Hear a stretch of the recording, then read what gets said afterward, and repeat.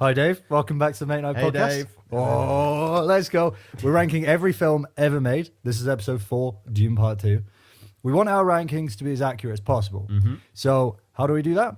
We do it by rating them out of 10 in 9 different categories and then take the average. The first 2 categories are how much Fred enjoyed it and how much Jamie enjoyed it. And we will give these rankings without having spoken a word to each other. Nada. This makes sure that they're completely untainted from the other person's opinion, but then we will go on to discuss and rate them based on the quality of the plot, character, dialogue, performance, visual, sound, genre realization. That's the final one. We haven't yet spoken a word to each other about Dune Part 2. There will be spoilers. Please, Big time. if you have not watched this yet, do not listen to this. We're really episode. bad. We're really. I felt so Really bad. bad. Really bad. I fucked it. My first word. we're really bad at. We're still finding our feet here, and to be honest, the spoiler stuff is not something we've got that good at signposting yet. So we're going to try and limit all spoilers up to like the first 5 minutes, but beyond that, really, you're going into murky waters here. Just don't even take the risk. Don't try. take the risk. Okay, so before we go on to the famous Mate Night enjoyment ranking, Gut reaction. Fred, why don't you tell us what film we're watching and why we're watching it? I'd love to. So, why would someone watch Dune 2?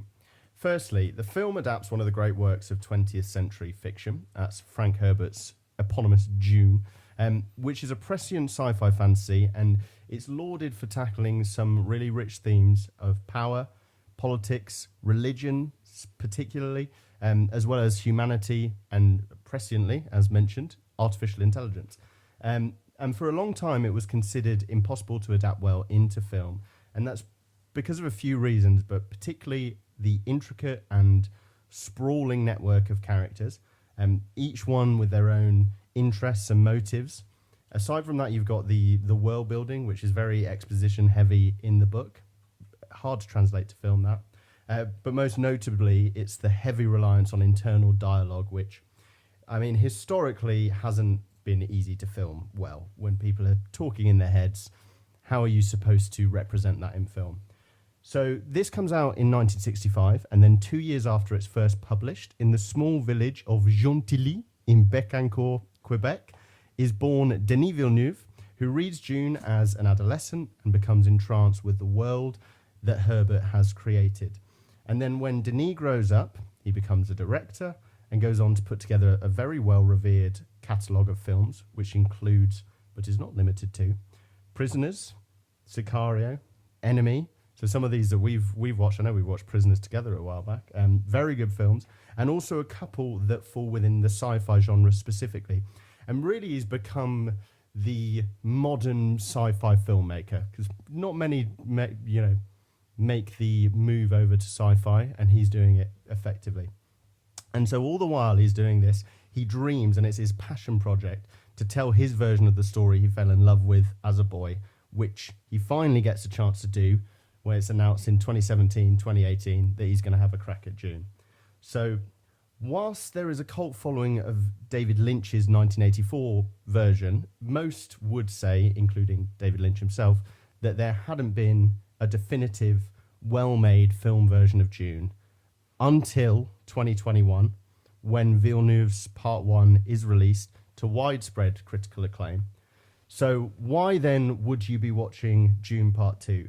Because going into it, you've got a director who's at the top of his game, and in Part 1 he showed it was possible to adapt the unadaptable Dune successfully. So now he's tackling the second half of the book, and this is where the story reaches its climax. We've got new characters that are introduced, the universe is expanded, the themes that we spoke about before, like religion and isolation, are more closely examined, and generally the stakes are raised in the second half of the book. So why would you watch Dune 2? To see if he can pull it off. That is a bloody good reason to watch it. I Thanks, like mate. that a lot. I didn't think of that. Yeah, that's good. I was thinking about it specifically, like what the approach was, because we've got here like Dune Part 1. We're going to assume that if you found this, you've at least watched Dune Part 1. I mean, props to you if you haven't watched Dune Part 1. You don't need to go into this much prep to watch the second one. But yeah, really the excitement, I think, for a lot of people, and the reason why people are watching it is because it's almost an untackleable, or considered to be an untackleable book to film. And when someone who has a passion for it goes about it and succeeds, as most people would argue he has within the first one, there's the interest of the second one, where in the book, you've basically got all of the heavy lifting out of the way. So now it's time for the action-based second half. How is he going to do? How is he going to go about it? And that's what the interest was. He absolutely killed it in the first one as well, didn't he? Yeah, for sure. Yeah. And we'll go into it in more detail, but personally, I loved the first one and was very, very excited to watch Dune Part 2. And there was actually a writer's strike which prevented it from happening, pushed it out. And so there was a lot of anticipation personally for me when it came to it. Yeah. And really, I don't know if there's any greater segue into what we scored it. Yeah, so we've watched Dune Part 2. Fred, you've watched it Twice now, which is a little indication for me, but that's it. That's the most I've ever known about how you felt about a film prior to us discussing it, is that I know that you've seen it twice. For sure. So you must like it a little bit, but Yeah. oh, I'm excited. So who goes? So we always count each other in, right? One of us will count in, and then one of us will say our answer, and then the other one will give ours. So who went first last time? What was our last film? Jaws. Yeah, It was me. you went first last time. Yeah, it was. Okay, so you're gonna count me in. 3, 2, 1. Then I'm gonna say it. Then you're gonna say it. Yeah. Wait. Oh, I'm so our excited. numbers, yeah? Hey. Mine's in between. I've got it. I know what I'm going to get, but I'm in an hour and 1 point. But I have. Oh, sorry. Are you ready? Are you ready to find out? I'm ready to find out, yeah. Okay. Right. Well, you're going to count as 3, 2, 1. Then we're going to give us our scores. Dune 2, a cinematic exploration of galactic politics. Out of 10, 3, 2, 1. 8.2. 9.2. What? Ooh, I thought you might be in the 9s. Ooh, yeah, I'm surprised it was a bit. I would have thought you'd be pushing it a bit higher. So first things first, I want to know. I'm more interested in your score because, as Jamie mentioned, he had an inclination that I liked the film based on the fact that before we decided to record, I'd already watched it twice, and I did say I liked it. Yeah. You wouldn't have known what I'd have scored. So 8.2 is for people not in the know. That's a good score. It's very good. It's very, very good. So part of the thing for me was I came out of the cinema and I was like, that could be a 9. Yeah. And then I prepared a review for this, and that really helped me kind of think about how I felt about the movie. And there were, as we said earlier, we're going to rate it based on like plot, character, things like that. And the thing that I felt was this was an unbelievably good movie, right? It was a very, very, very good movie. Everything was done to perfection. You mentioned about how Villeneuve loved this was what he was almost born to do. You can really tell. Yeah. But there were a couple of things that held it back for me, and one of them was Paul's plot armor. I just felt like they couldn't kill him throughout the whole, so there's the sandworm riding, right? Unbelievable sequence, but I wasn't that nervous about it. So there was kind of like a few moments where Paul's plot armor were a problem for me. Okay. Then there was Austin Butler's character, who personally I thought could have been done better because in his introduction, where he's supposed to be a badass, he kills and he slices another servant's throat. Which, I mean, come on, like they do that on the daily at the heart. Like, so that there's that, like, okay, that's not that scary or impressive. He's evil. And then he goes out into the gladiator pit and he's upset because one of the people isn't drugged up. Like, and I'm like, okay, so he's not. They've done an amazing job of making him this magnificent appearing thing, but actually the actions, the decisions, the important bits didn't really make him feel to me like much of a threat. And so I was like, okay, so there's that. And then there were just kind of a few little things like this. One of the things that I think really, if I was Denis, I would have done is put more makeup on and disguise Timothy and Zendaya a bit more. Because personally, and this is just me, I couldn't forget that it was Timothy and Zendaya. Like, I was just watching them do their parts and kind of really enjoying the moment of where everyone's kind of blowing smoke up their ass a bit. And I was just like, I would have preferred it if they'd have made his hair different and just kind of made things. So they were kind of. I was writing the review and I was like, this was a ridiculously good movie, but there are a few problems. And this is the thing that I decided to mention in the review. The main thing that I had was everything was epic and grand and massive and brilliant, and the budget was hundreds of millions and everything. It was an ensemble and it was so big that for me they forgot about the human element of the pain of losing a father in the first thing. And so like I didn't feel like I desperately wanted revenge on the Harkonnens. I actually didn't really care that much whether they got revenge on the Harkonnens because the attitude of everyone in the film was, oh, House Atreides has been liquidated. Not, oh, you killed my dad, my husband, this person who I'm feeling this unbelievable amount of pain that I've lost. It's like, oh, you assholes have betrayed us and House Atreides, and I'm so annoyed about that. And I was like, you vicariously. You thought it was more the honor side of it rather than the human element. Rather than I wanted the pain to feel more real. There was never any moments where I was like, I can't believe that they've killed this person. I feel genuinely upset about this.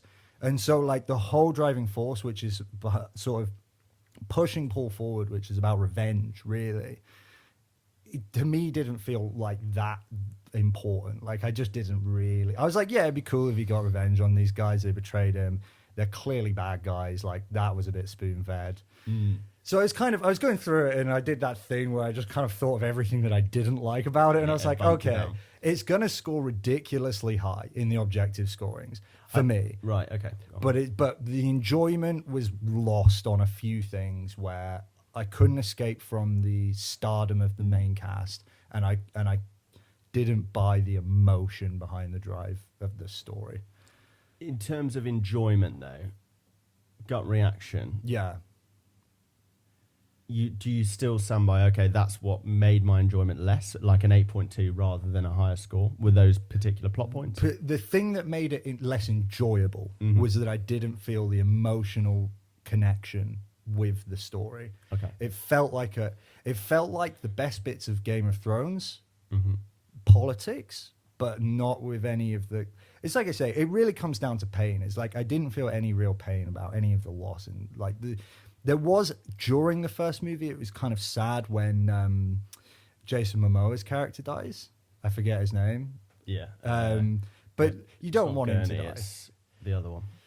I can't remember his name. I can't remember his name. It's a bit silly, but whatever the case, there's kind of a bit of sadness. But for me, like I think I would have enjoyed the film more if I felt truly connected to the pain and the story and the drive and the thing. I didn't really care if Paul took on this power that was being given to him. I didn't really care that much if he got his revenge. I didn't really care if he got with Zendaya. Like there wasn't enough in it that made me really care about what happened. I just kind of left it and was like, yeah, that was fucking awesome. But like Paul could have died. It wouldn't have really made much sense, but Paul could have died. I wouldn't really cared. And the whole universe would have just carried on without him. Everyone would have just forgotten about Atreides and no one would have cared. And but I think that's what I really like about it. And while I get your point, if you're going into it thinking this is a revenge plot, the driving motives of Herbert are to delve into the theme of revenge. And if that's what if that's what you're looking for, I agree. It doesn't hit on that point as hard. Like it's clear that Paul's character is after revenge for what has happened to his house, to his family, to his father. But really the main or the larger element of the story is the problems that Herbert had around religious fervor, Messiah complexes, and balance. And what I really like is balancing that with the fact that actually the stories that were told by the Bene Gesserit, the Kwisatz Haderach, the artificially manufactured superhuman, Paul is very aware that this is a concept that is man-made. Yeah, and he can see what it's doing, and yet throughout the film several times, you can't deny that it is actually happening. Which it's awesome. I think that the film itself goes along that line more than the revenge plot. So if you enjoy it for that, I think that the revenge element, I'm more than happy with that taking a backseat. It's not one of my issues, the plot. Yeah. I don't think that the revenge is necessarily the most important or the only source of enjoyment. But for me to really enjoy a film, I need some sort of emotional connection to the story and to the drive. And I didn't feel any like it was very interesting, right? You're basically giving him the two movies are just like, here's some nukes. Here's a Messiah like situation you've got. Like, here's the power of your Atreides family. Here, and they just keep piling more and more and more and more power onto him, and it's really cool to see how he handles that. And there's a lot that's right, but for me, like, it needs to come with an emotional connection. That's what makes a story a good story for me. An enjoyable story is like the emotional connection, and I feel like it was just incredibly interesting, but like it wasn't that like powerful for me. Yeah, I think that for me, the themes that he's exploring are much more interesting than the revenge plot. So the religious element, the historical, the kind of eugenics of creating this character over a long period of time, over generations, having this master plan, and the political element, I find those much more interesting than the standard revenge plot. And so I'm much more willing to allow those to be waylaid a bit. In terms of the overall effect that has on the film, I just really felt like, okay, we're going to focus on this Messiah element. The things that happen to him, which are plot armor, quote unquote, right? So the fact that he gets the nukes, if Gurney's alive and he knows where the nukes are, and, you know, little things like, why wouldn't, that's such a stupid place to put them. It's because no one would think to look there. Yeah, they would. Of course they would. Well, not the Harkonnens. I mean, it took them 2 leaders to come up with blowing up the base. Mate, when I watched it, there are plot points which I don't like, but there are plot points that I don't like, and there are performances I don't like. Okay. Those are my gripes. Okay. And I still am unsure whether I prefer the first film or the second film. Okay. But as a whole, if I were to take them as 2 in 1, right? Yeah. I just was so absorbed. The minute I was invited to experience this world, just head over heels. Yeah. I love immersive. fantasy sci-fi stuff, which like in the researching into this more. Did you end up watching the Alt Shift X video on that? I didn't know. Oh man, like I love it when someone conveniently explains a book without me having to read it. So that was really useful. Shout out to Alt Shift X for being you are one phenomenal. of the best creators ever. Yeah. You ruined the last seasons of Game of Thrones for me by being much better than the story it was. His stuff was so good. You're incredible, mate. So I watched his Dune, and he's got like an hour-and-a-half episode on Dune after the first one came out. And he does an excellent job of not spoiling the second one. He just goes into all the bits that Denis left out. Okay. Which, again, I think Denis does an incredible job. Based on what I understand of the book, which I haven't read, he does an unbelievable job in capturing the essence of what Frank Herbert was trying to put onto the page from a message standpoint. All of the philosophical the big questions, human themes, religion, colonialism, things like that. He did a great job of doing that without having tons of exposition, loads of dialogue. He didn't spoon feed you, but he gave you enough where if you're invested into it, which I was, you'd want to find out more and understand why he made those decisions. So as a whole, I was just so invested that I don't mind some of the bits that I didn't like. Yeah, I would agree. It's a case of, yes, if the cast was better in the second one, I thought the cast in particular, there were a few. Okay, well, that was actually something that I was really looking forward to asking you, because I find it quite difficult to judge accents and acting. Both of them I'm not very sure about whether someone's doing a good or a bad job on. And I was curious to see what you thought about the acting and the accents in Dune Part 2. Which one specifically? Just any of them that stood out to you as good or bad. Yeah, okay. So, in my opinion, I would rather that they I definitely prefer fantasy and historical dramas when they have British accents. It's something about the ones that I've watched, but I can get on board with them being American. So like the Atreides, if you're like these are American accented characters, yeah, that's fine. I can get on board with. Were that. they consistent in the Atreides? I mean, they were American outside of. So Lady Jessica has an English accent. She's I think she's Swedish in real life, but she pretty much sounds. She's not really Atreides anyway, is she? But she's Bene Gesserit, yeah. And some of the other Bene Gesserit, like the Reverend Mother, English accent. Okay. The other one who was on the Harkonnen planet, the one. Oh, Leia Seydoux. Is that her name? The actress's name. Yeah. Yeah. Do you know where she's from? She's obviously not. She's European. Yeah, like she's not English, but yeah. I could get on board with that.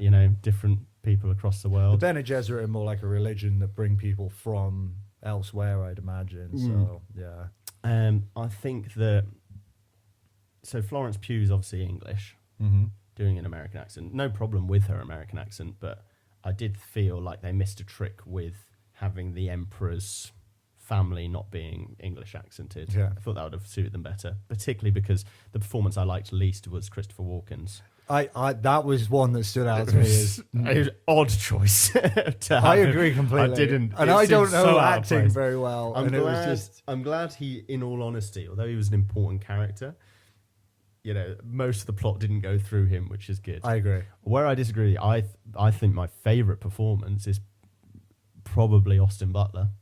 Yeah, okay. I think he's great, and so there the accents again are a bit interesting because basically you've got the Baron who is played by Skarsgård. I can't remember the first name. Stephen. Stellan maybe.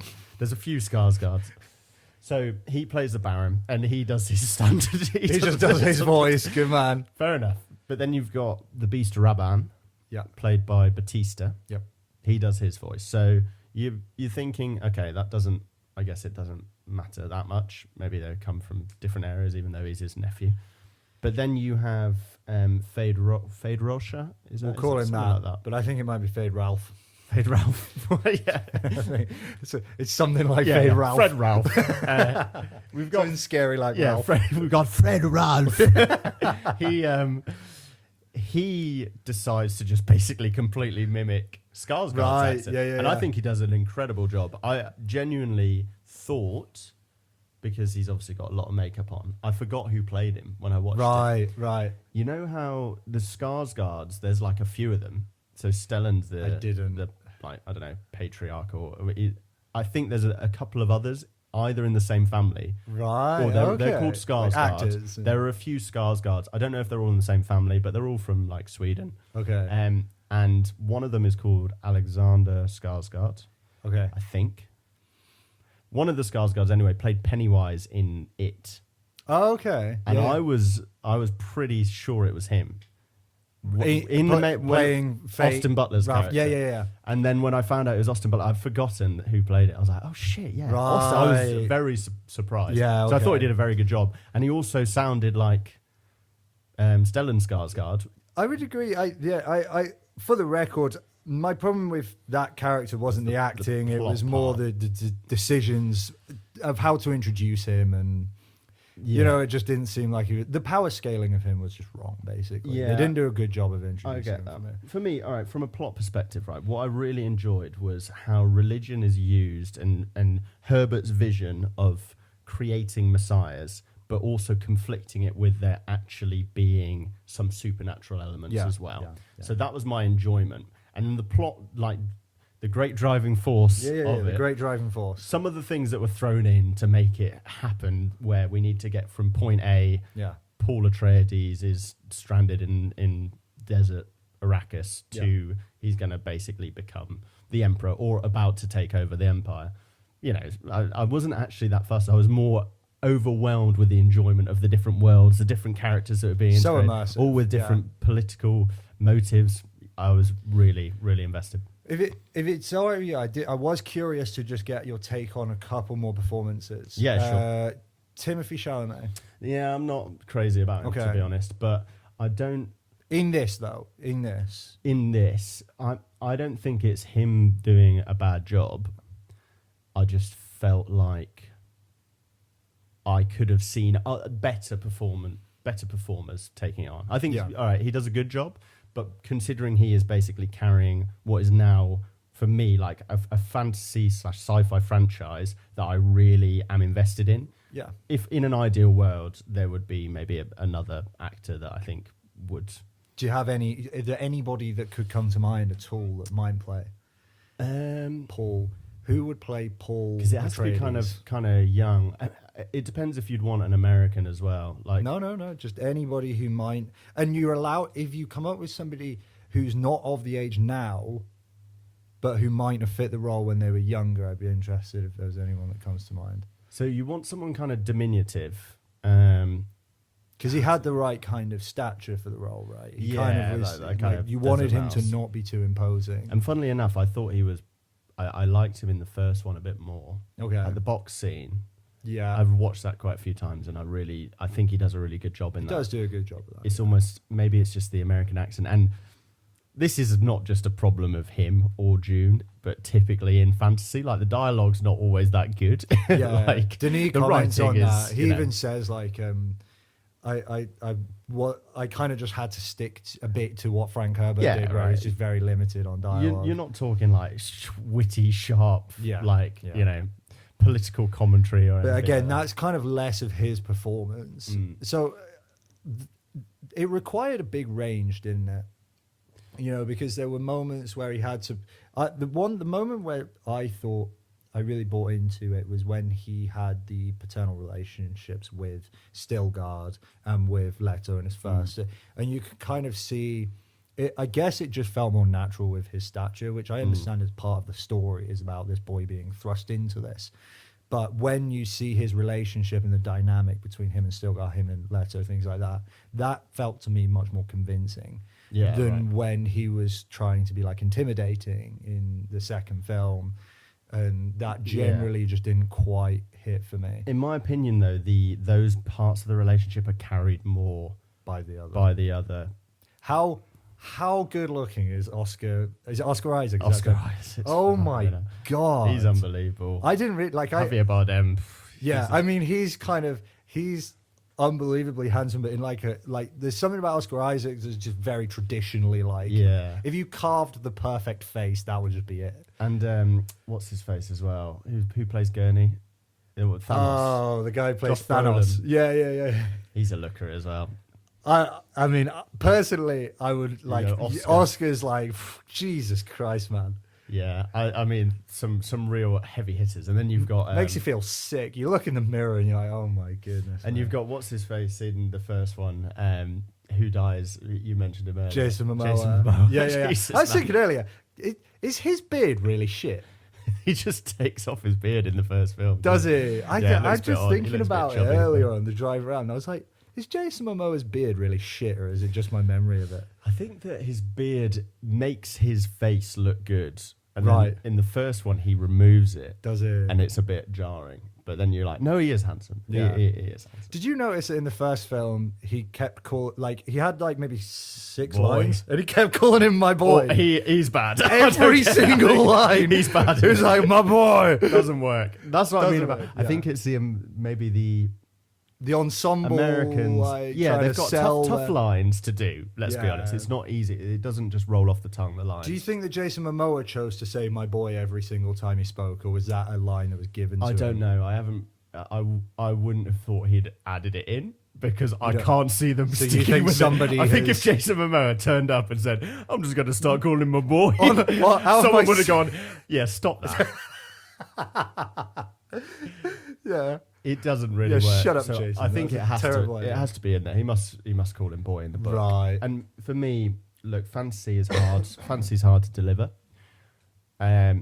Some people who do it really well typically go all in, and it's still quite engaging. So one that gets brought up a lot, I can't remember his name, but the guy who plays the Emperor in Star Wars.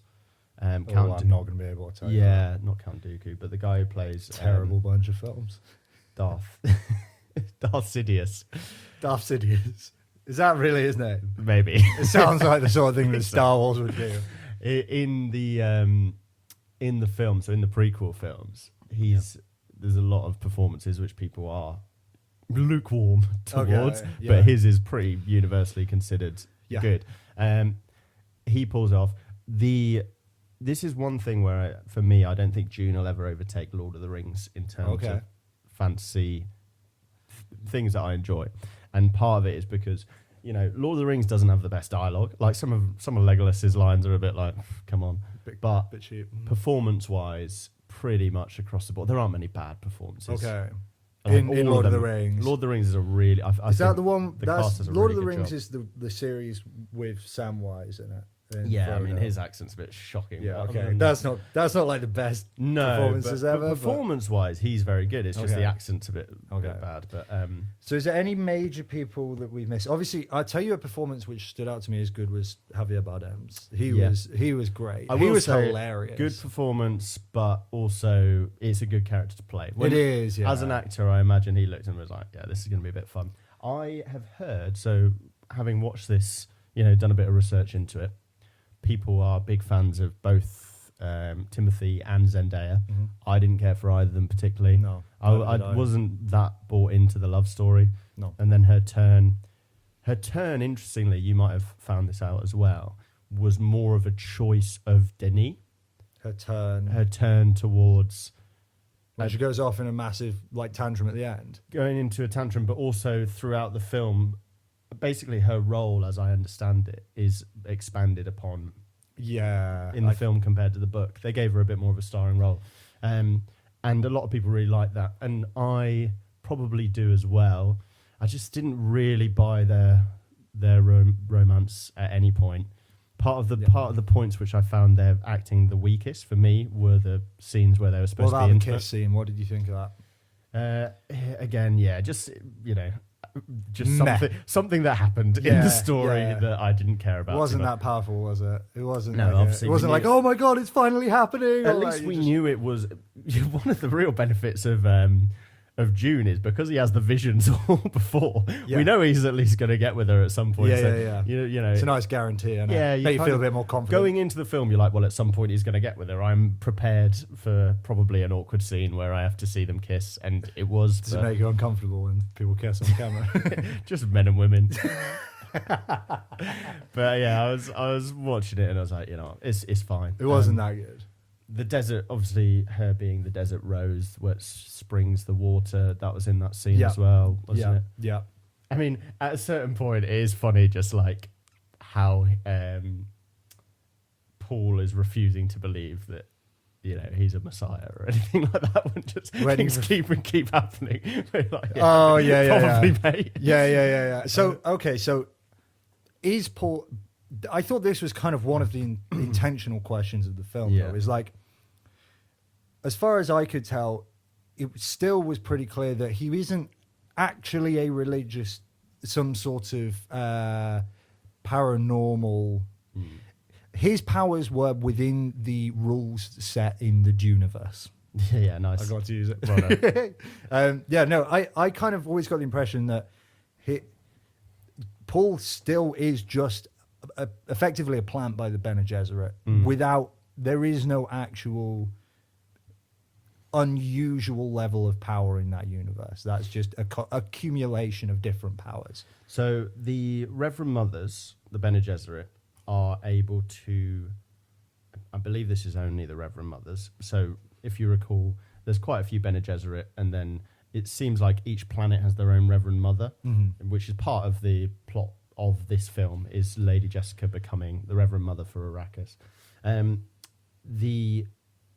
Within the Bene Gesserit, the Reverend Mothers are able to see the memories of their forebears. Remember that? Yep. So if you become the Reverend Mother, you are able to see what happened with the Reverend Mothers of the past.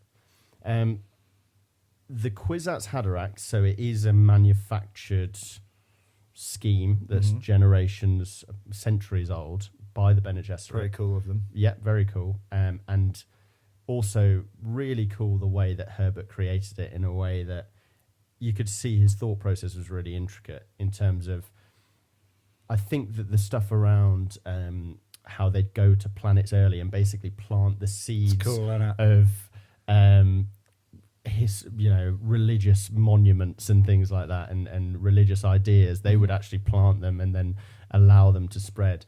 He compared it to kind of missionary work that he'd seen when he was, I don't know if he worked as a missionary or things like that, but he looked into stuff like this. He did a lot of traveling, to do with didn't the he, Jesuits, I think. Right. And so he compared it to that and saying this is, basically we're we're using religion to empower ourselves within new places.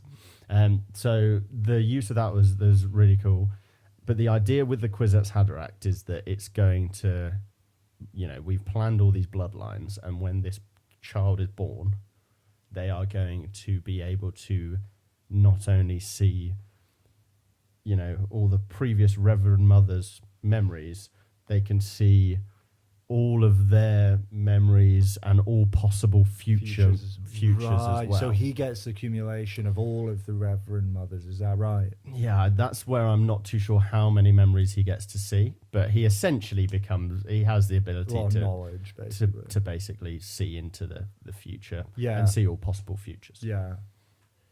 Yeah, which is kind of one of the reasons why it bothered me. Because Zendaya's character, Chani or something, I think she's called. Chani, Chani. She's aware of the fact that he can see the future, right? And that he's choosing a path. And so he is choosing this path either knowing that the Fremen are going to die or that the Fremen are going to be fine. Is that correct? Yeah, I mean, I think it gets complex. The whole idea, Frank Herbert wrote Dune, right? And his idea was of the dangers of religion. Yeah. And I think the dangers of like omniscience and omnipresence, like how do you have, how can you know that an all-knowing, all-powerful creature can share our morals? Like the greater good for them is a much different concept than what the greater good for us might be. So I think the idea behind the original book was for him to create this messianic character and showcase what having a figure like this has made people do. And it got very badly misinterpreted. And that's actually part of the reason why Denis decided to make Chani's character much more of a devil's advocate sort of, clearly showing to help communicate what this Herbert's is bad, things are going badly. Were. I don't think that's as clear in the book from my understanding. I didn't think it was that clear to me in the film. I didn't feel like he was doing anything that bad really until maybe when he then kind of pointlessly wages war on all the other houses for like literally no reason at the end. So his goals are to become the emperor. So he knows, okay, this is what happens if I do nothing. We get crushed. That when he says I can see all being the Fremen. I think the Fremen included in that. So when he finally drinks the sand piss and Chani cries on him and then he resurrects and now he's the Kwisatz Haderach. Yeah. Cool. That bit. Yeah. Remember that? A lot of bodily fluids passing around for this ritual. Can we not just drink wine like the Catholics? As is written. You must drink piss. Really? So he does all that. And I think that he is then able to see all pasts, all futures. I know, where I am in this world. I'm actually a Harkonnen. I'm part Harkonnen, I'm part Atreides. And also the only way to protect, or I think it's actually not even a case of to just protect the Fremen. The only way to save the universe, this is what he sees, is this path. Right. And that path does not care as much for the interests of maybe just the Fremen or just the Atreides. Just greater good. It's like, okay, the world is, the universe is moving towards having all these disparate houses with atomic weapons that, similarly to our world, could at any point decide to take us out. So I think that when he finally awakens, my understanding is the idea is that he basically realizes that the Holy War is the only way through. So in order to get to point... That makes sense. It's a good thing, isn't it? That's what it is. Yeah. Okay, that kind of justifies it a bit for me. I feel a bit better about that. Yeah. Yeah, I think it's really cool. But also the thing that I actually like about it, rather than I feel detracts from it, is you only learn this sort of stuff by the more you read into Oh, it. it's great, isn't it? Yeah. Which in other, I wouldn't enjoy that about a film if I wasn't as invested as I was. Yeah. It's because I just felt so wrapped up in the world that I liked it. Right. I have a question that I've been dying to ask. Yeah, sure. Okay. We kind of touched on it a bit earlier, but if you had to take Lord of the Rings, Game of Thrones, Harry Potter, Yeah, right. Star Wars, Okay. are there any I'm Make them missing? fight. And make them fight. Dune, plus maybe a couple more movies, if we're going to allow that. I don't know. Yeah, let's say, like, allowing for the fact that Dune is quite young as a movie series. Well, rank them. Rank them. Yeah. Are there any that I've missed? Harry Potter, Lord of the Kind of Rings. fantasy epics sort of. Yeah, like real big ones. Game of Thrones, I would want to include in that question. Mm-hmm. Are there any real standout last or first places? Let's just clear up the list. Yeah. Okay. Rank Lord of the Rings, Harry Potter, Dune Part 2 and 1, and all the other parts of Dune, and the other one that I haven't said. Lord of the Rings. Lord Lord of the Rings. I don't know. Should I try again? Yeah. Right. Rank Lord of the Rings, Lord of the Rings. Dune, Harry The Potter, Does the and Hobbit count Game in of Lord of the Thrones. The Hobbit is included in the Lord of the Rings. That's worse. That. Okay, no, let's separate them then. All right, I'll allow you to tell separate why it's them. interesting, because okay, if we're talking as a whole entity, what comes with those, I guess the kind of universe, so the films, any TV shows. Yeah, we'll include books. absolutely everything. Okay. That makes it way harder. And we will also say, like, not just enjoyment, but how good they were included. Like, which is the best whole package. Yeah. I find that a lot easier if it's broken down into the films versus the books, because I can start to form that in my head. Okay. Comparing the screen adaptations, Mm-hmm. Harry Potter, Lord of the Rings, Game of Thrones, and Dune, and we'll kind of allow for the fact that Dune's quite young. Mm-hmm. Where would you rank those for? Lord of the Rings would be number one. Cool. Yeah. The screen adaptation of Harry Potter would be kind of in the middle at the moment. What's the thing about that? Game of Thrones first. I liked season 6. I did like season 5. I didn't. Season 4 was good. Yeah, they've got so much Game of Thrones. It's hard with Game of Thrones, But you because have it to gets take the whole worse, package. because you're literally looking at fresh in my mind is when it was bad. But I still think it would be low for me. I like the whole idea of the cinematic experience, I guess, of the others. So, which ones don't I like? Star Wars, I don't know if Star Wars has ever really been my thing massively. And there's so much of it. How much would you say you've watched of Star Wars? Like 2 films? Just maybe? 2 films. Have you watched any of the That's it. 2 out I of watched the, like 9 like films? 2 episodes of Mandalorian and thought it was absolutely awful. Didn't like. I quite like hate it. Mandalorian. Okay. Pedro Pascal's physical acting, which is the only part of his role, is just absolutely disastrous. It's awful. What about it? So unintimidating, so unimposing, Right. so uncoordinated Okay. for like this elite soldier.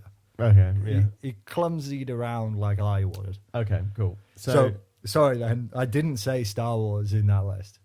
Oh, okay. So screen adaptation: Star Wars, Lord of the Rings, Game of Thrones, Dune, and Harry Potter.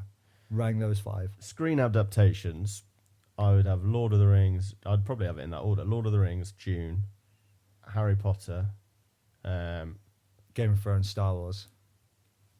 Game of Thrones, Star Wars. Maybe those 2. So Dune is just for the screen adaptation. just for the screen adaptation. And I'm not including Hobbit in the Lord of the Rings. Yeah, okay, that's fair enough. So Do you not like the Hobbits? No. Nah, they're all right. I've only watched them once, and I have no interest in rewatching them. Whereas Really? Dune already, I've watched the first one quite a few times. Have you? And the second one I've watched twice now. Yeah. Harry Potter's an interesting one, because the moment I caught up with the books, I stopped enjoying them as much. It was like in my head, it's like the first example when you realise that films aren't as good as the books. Yeah. Because I remember the books would be my favourite of all of those. Yeah. I didn't really like the Lord of the Rings books. Haven't read Dune, and I read the first 2 Game of Thrones. And then I realised I preferred Alt Shift X videos. I was like, these are way better. And they kind of theorise on stuff that's never going to happen.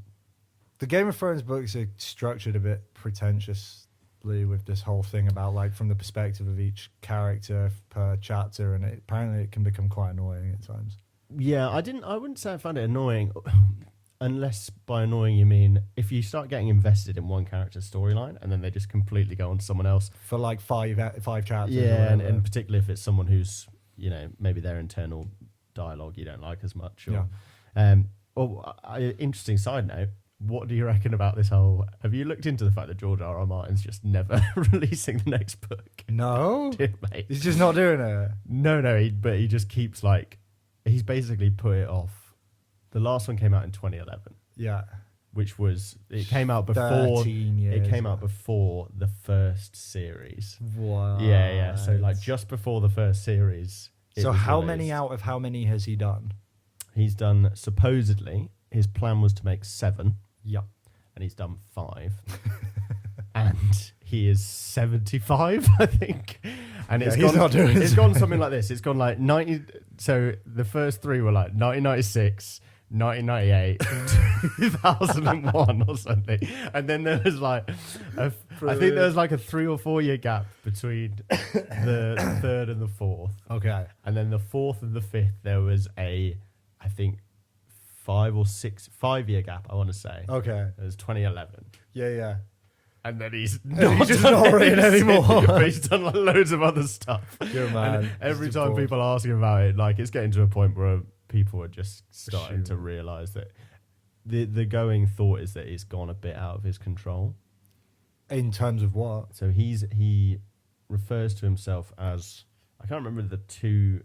He says writers are kind of pigeonholed into, I think, architects and gardeners. Okay. He definitely says gardeners, that's the one he is. But architects have everything planned out and they know exactly how they're going to be finishing it. And with that in mind, because everything is structured, that it's almost like the scientist and the artist sort of argument, but they can work. It's quite easy for them to write because they just need to basically complete put what has the already words been into put into place. the compartments that they already know. Whereas gardeners will create characters and let them grow, and they'll surprise them, which sounds like Tarantino talks about that a lot. Yeah, and some people, if you keep it in control, it's definitely more. I imagine it's more enriching. I mean, I don't know what. It's more organic, but isn't it's it? probably more enriching, at least for the person writing them. Imagine how interesting it would be when you're surprised by your own characters. I'm surprised by shit I do all the time. Did I really do that? No way. I was thinking of making a joke. I was like, I'm just going to keep this clean. But exactly, he's basically started to get not only surprised by his characters. Ooh. but also he's basically made too many, and it's not like a garden anymore, it's like a wildfire. We digress. Dune 2. Sorry, back to Dune 2, although that was really interesting. I'll tell you what could kick us off. The sandworm scene, riding the sandworm for Timothy Chalamet. So this is the coming of age moment for Timothy, right? Yeah. He's being accepted by the Fremen because it's kind of the final rite of passage is he has to ride this sandworm, right? It sounds a bit weird, but if you watch the film, it makes sense. It's really cool. Now, this is one of my favorite scenes in the whole You film, liked and it, it's didn't you? absolutely it was ridiculously good. I thought that the comment where it was he was going up to wait for it, and they were like, "Call a big one," and I was like, "Oh, he's obviously going to call a big one, isn't he?" And then still, I was like, "Oh, not that big," and it just felt so tacky. Yeah. It really annoyed me because other than that, the directing of that scene is ridiculous. If you watch it on a big screen with big speakers, it is the most immensely immersive, fantastic moment ever, where you are just thrown into this violent mess that the character's in, and I just thought that was one of the best scenes ever. Well, it's consistent with your point about, okay, does Paul have too much plot armor? That's almost an example where it's not just plot armor, but it's it's so obvious that you're like, oh, the biggest one ever. Yeah, yeah. You know, it's not just plot armor, but he also is basically everything that at any point of conflict in the story, he basically excels, and we come to expect it. And I wouldn't say what saves it, but what makes this, in my opinion, what enhances the story about this rather than makes it generic and tired is the way that the whole package has come together by Denis and by Hans Zimmer and cinematographers and whoever was involved in this. It is gorgeous. It's so well designed. It's so emotive in terms of the scope, the cinematography, the shot selection, and the bloody music in the background. The sound effects, the music, the visual costume, effects. everything Unreal. is just... So it's made by someone with vision. That's how you could tell that somebody had a vision for it. And this is why I think it's important almost to know what the purpose of the film is. The purpose is to say this is a messiah and this is the dangers of it. So then you start to appreciate, okay, of course things are going to go well for him. Of course I'm not expecting that this conflict will actually have a bad ending at any point. Yeah. Like when he gets into these individual battles throughout. When he dies, I expect him to come back. When he does the sandworm, yes, I expect him to do well. Yeah. When he fights... Fred Jackson Brioco, at the end, whatever his bloody name is. The bold Fred Ratchet at the end. We expect him to come through, but so if you know that it's the Messiah element of it, we expect it to come through, but the enjoyment then comes out of how it's presented to us, and it's just so different and vibrant, and really. I mean, really the title of the review which I prepared before this was watch it on the biggest screen with the biggest speakers you can, because like the thing that made it one of the best films one of the best films I've ever watched, not necessarily one that I've enjoyed the most, but one of the best films I've ever watched, is the vision and the attention to detail and how immersive it is. One of the great examples that highlighted to me why it was so good was when I think it was an interview with Denis, and he was saying that the sandworm shows itself. This might actually have been Dune 1, but it's quite good at illustrating what it is. I know what you mean. The sandworm stands up and looks over Paul, and it's this massive, towering, intimidating figure. Yeah. And Denis said, I don't want it to roar. I want it to sound like a leaning building. And and you don't notice that when you're watching it, but it makes the world of difference. Like if you imagine the scenes with the sandworms towering over it and it roars, it's just a completely different thing, isn't it? Yeah. It's like it just is it's a very different experience. Oh, hi, Paul. That's what I mean by You're vision. exactly right. That's what I mean by the scale was so important in how he created the sandworms, a really important visual element of the books, but also like the ship that the Emperor came on, and his use of the way he designed it, or the way it was storyboarded, and how it was realized. You really got a sense of scale, didn't you? It was, the sandworms were one of the things that really stood out for me as being like, I just feel this pit in my stomach of intimidation by this thing. It was just so impressive, and which is part of the reason why, like, in my head, I was like, do I prefer the first one? Because the first time you see the sandworm in the first one, like, it is something. It's different. it's amazing. And in this one, I kind of had to remind myself of the elements that Dune 2 is a better film in my opinion. I think there's more to it. Okay. And all the visual things I liked about the first one. It's not just a case of your standard sequel where, okay, let's just do it again but bigger. This is from a story. Yeah. Which if any the best sequels tend to be where they actually were planned by someone who wrote a book about the sequel. But it's from a story, and when it expands on things and aggrandizes them, makes them larger, it's actually considered. It's part of the plot. It's not something like, oh, we know they like the sandworms with the first one, so how about we do 3 sandworms? Yeah. It's actually a case of this is how this makes sense for the character. This makes sense for how this story is going to go. And I think that the reason why I'm an R about whether I like the first one is more just, I genuinely, the first time I watched it was like, I'm invested. I really was. Yeah, I'm intimidated. Yeah. I am excited. I am terrified. I am everything that they want me to be. Yeah, for sure. I think the sandworms are a good example, but there are a lot of things. I would say probably the one visual that really let me down were the eyes. I thought the eyes looked kind of crappy, the blue eyes. Oh, the blue eyes, right, yeah. No, I get what you mean. They're not.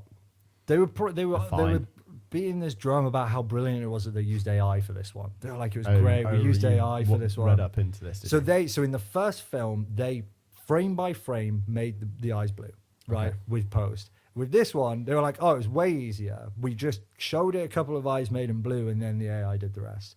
And I was like, oh, so that's why it looks shit then. I mean, I don't remember the first one. I wasn't watching the first one with the frame of mind of I'm going to be rating it on the Mate Night podcast, so I wasn't watching it quite so closely. But when I was watching the second one, I thought, you know what? For a budget of $200 million, this is ridiculous. Yeah, these eyes just look a bit crappy.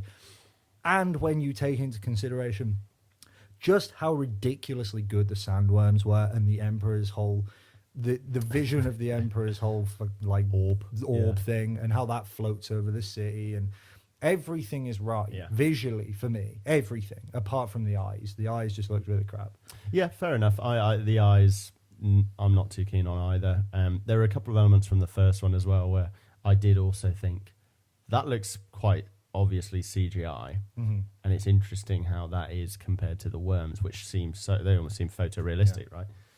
Specifically, I'm talking about, any of the scenes where they come up from under the underground. Yeah. There's in Paul's visions in the first one, he has visions of himself basically fighting the Holy War, and then there's a shot where he turns and it's some unknown warrior, and then their face mask comes off, and it's Paul.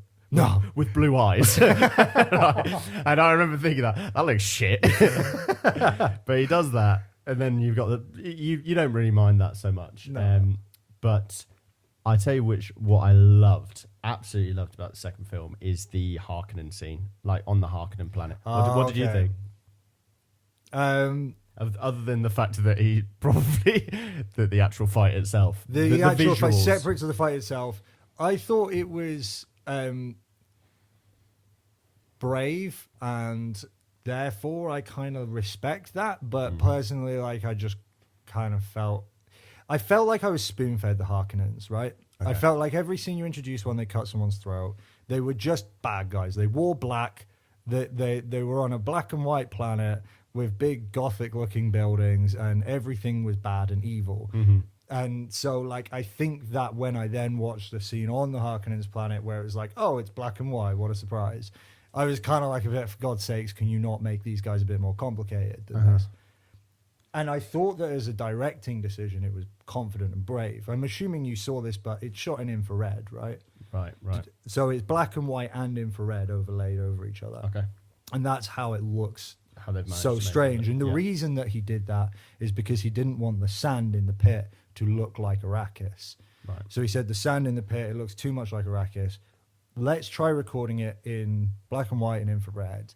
And it was very, very brave as a director because, you can't go back from that. Once you've shot it in that style, you can't then add the color back in. And this is obviously a very highly anticipated movie, and it's not really been done before. So there was a lot of cool stuff about it, but for me, it just didn't hit. Really? I think it's amazing. I remember genuinely, edge of the seat, this Arrakis world that we're in for the first hour and a half, maybe, or maybe less of the movie. I remember being like, wow, this is a really welcome break going into this completely different world. Yeah. And getting a sense of the world building as well. Like the first two films, we've done a tiny bit on the Atreides' home planet, which I can't remember the name of. And then we went to Arrakis, and we've been in Arrakis for, at that point, 2 hours at least of film time, probably more. And so, between the two films. And so then to have that real break and have such a different visual. And so I don't know how much you read into this, but the idea around probably why it looks so odd, being the black sun causes people to... Not aware of this. So you know how in the fighting pit they almost seemed quite gamified. They looked like they were almost fully CG and really marble-like. But then when they were out of when they were under the cover of, in a building or something, they looked normal. Okay. They were still kind of black and white, but it's very... It's different. It's weird how much they look a certain kind of glossy... Yeah. And that's because the black sun apparently causes that visual. Okay. So the black and white planet is caused by the sun that they have. Right. And then when they're indoors, they look normal, even though they're weird looking. But they there's don't look kind like of black and white. real life colour back to them. Yeah, it basically washes out any colour and it's just black or white, which is quite interesting. And you can actually see, if you rewatch it, which I'd recommend, you can see, so when the Baron comes in to watch and when the Bene Gesserit who are observing him come in, you can actually see kind of the moment they go from being in the sunlight to not. So not in the sunlight too, because they go basically marbly. That is the kind out. of attention to detail that Denis Amazing. brings to the whole absolutely film. amazing. And yeah, I remember thinking, wow, this is a really nice. Yeah. I forgot how, when I was in it, I didn't feel tired, but I was clearly tired of being in the desert landscape. I agree. I was like, this is a nice stop in the middle. This is a nice break. Yeah, we're going to see what other people are up to. I wonder what bloody Christopher Walken's up to. Yeah. Wow, have you heard of Paul? Have you heard of the mother Adine? It's Desert Mouse. That was a Mate, he was so bad. But I liked Skarsgård. That character and performance of the Baron, fat floating man, Baron. Yeah. I loved the character. I loved the performance. I loved the black bath thing that they were keeping him in. Do you know what? Okay, go on then. No, this is yours. Because it's your film. His two favorite films. You've seen this. So Denis Villeneuve's two favorite films: 2001: Space Odyssey, which watching Dune you can kind of see, and Apocalypse Now. And the scene where the Baron floats up out of the water the scene is an homage to. There's quite a lot of these. Is an homage to the scene in Apocalypse Now where he comes out of the water. My favorite scene in Apocalypse Now, where he comes out of the water, and funnily enough, I didn't recognize it in the movie. I didn't look at it and go, "That's a hat tip to Apocalypse Now." I just completely missed it. I can't remember if I did or not, because I found out. If I didn't, I found out about it quite quickly after. But because that's in the first one. Do they do it in the second one as well? I can't remember. Oh, I don't know. I actually don't know. I just kept showing me the scene and how it looked. And one element that I didn't like, and it was one of the only elements after the first time watching it. I went with Harrison and Jen and Midge, his mate in Leeds, and when we came out, the only thing that I was like, okay, that wasn't that great. Other than walking, like me, other than walking, me and Harrison were sat next to each other, and every time Walken would say something, we just started laughing. Like, do you know about this little rat in the desert? Brilliant, and he was like, we haven't heard about him, my Lord Emperor. Well, he's out there. Do you know who he could be? Anyway, so we were just like chuckling about him just being so out of place. God. So that bit, but I think a lot of people spotted that. The one thing that I came out of it and was like, that doesn't make all that much, or I thought was a bit stupid, was so we've got Rabban is running Arrakis and he's trying to exterminate the Fremen. He's not doing a very good job. Muad'Dib is running riot, and then they're basically gaining more control and to punish him and also to put it under control and get the spice under control, importantly. The Baron decides to get old Freddie Ralph. Like, you can be the new. How about Arrakis? Yeah. So he then goes on to Arrakis, and now he's gonna put some order in. And what he does, Rabban has been there for a long time. Yep.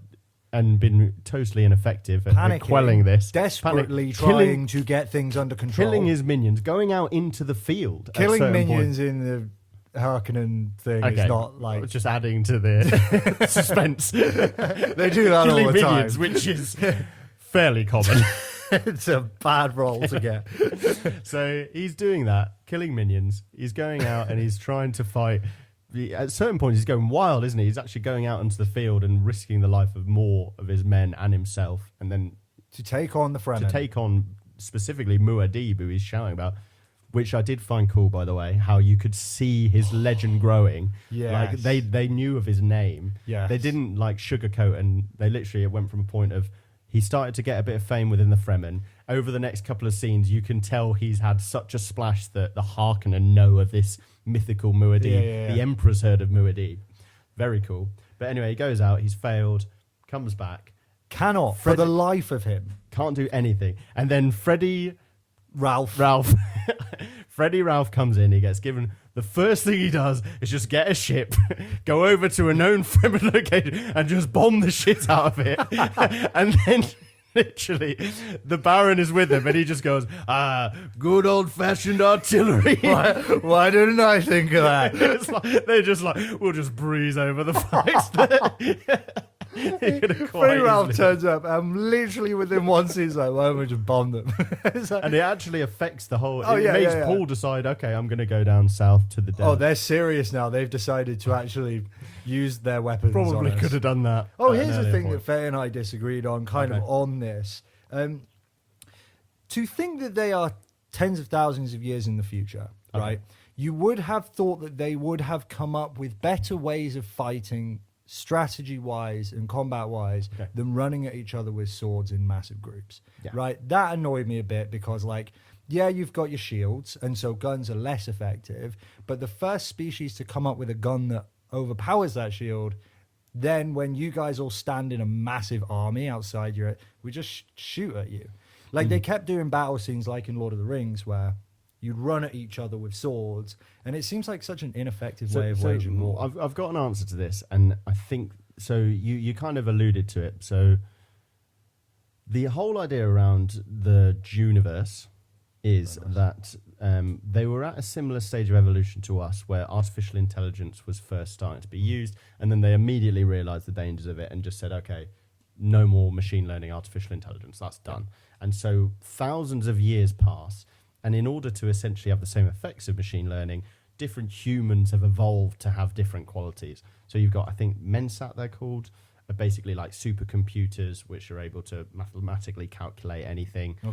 There's a few of those in the first film. I don't know if there are any in the second one. You've got the Bene Gesserit who are able to essentially completely control their bodies. They've got the voice. Which they're able to use to control people.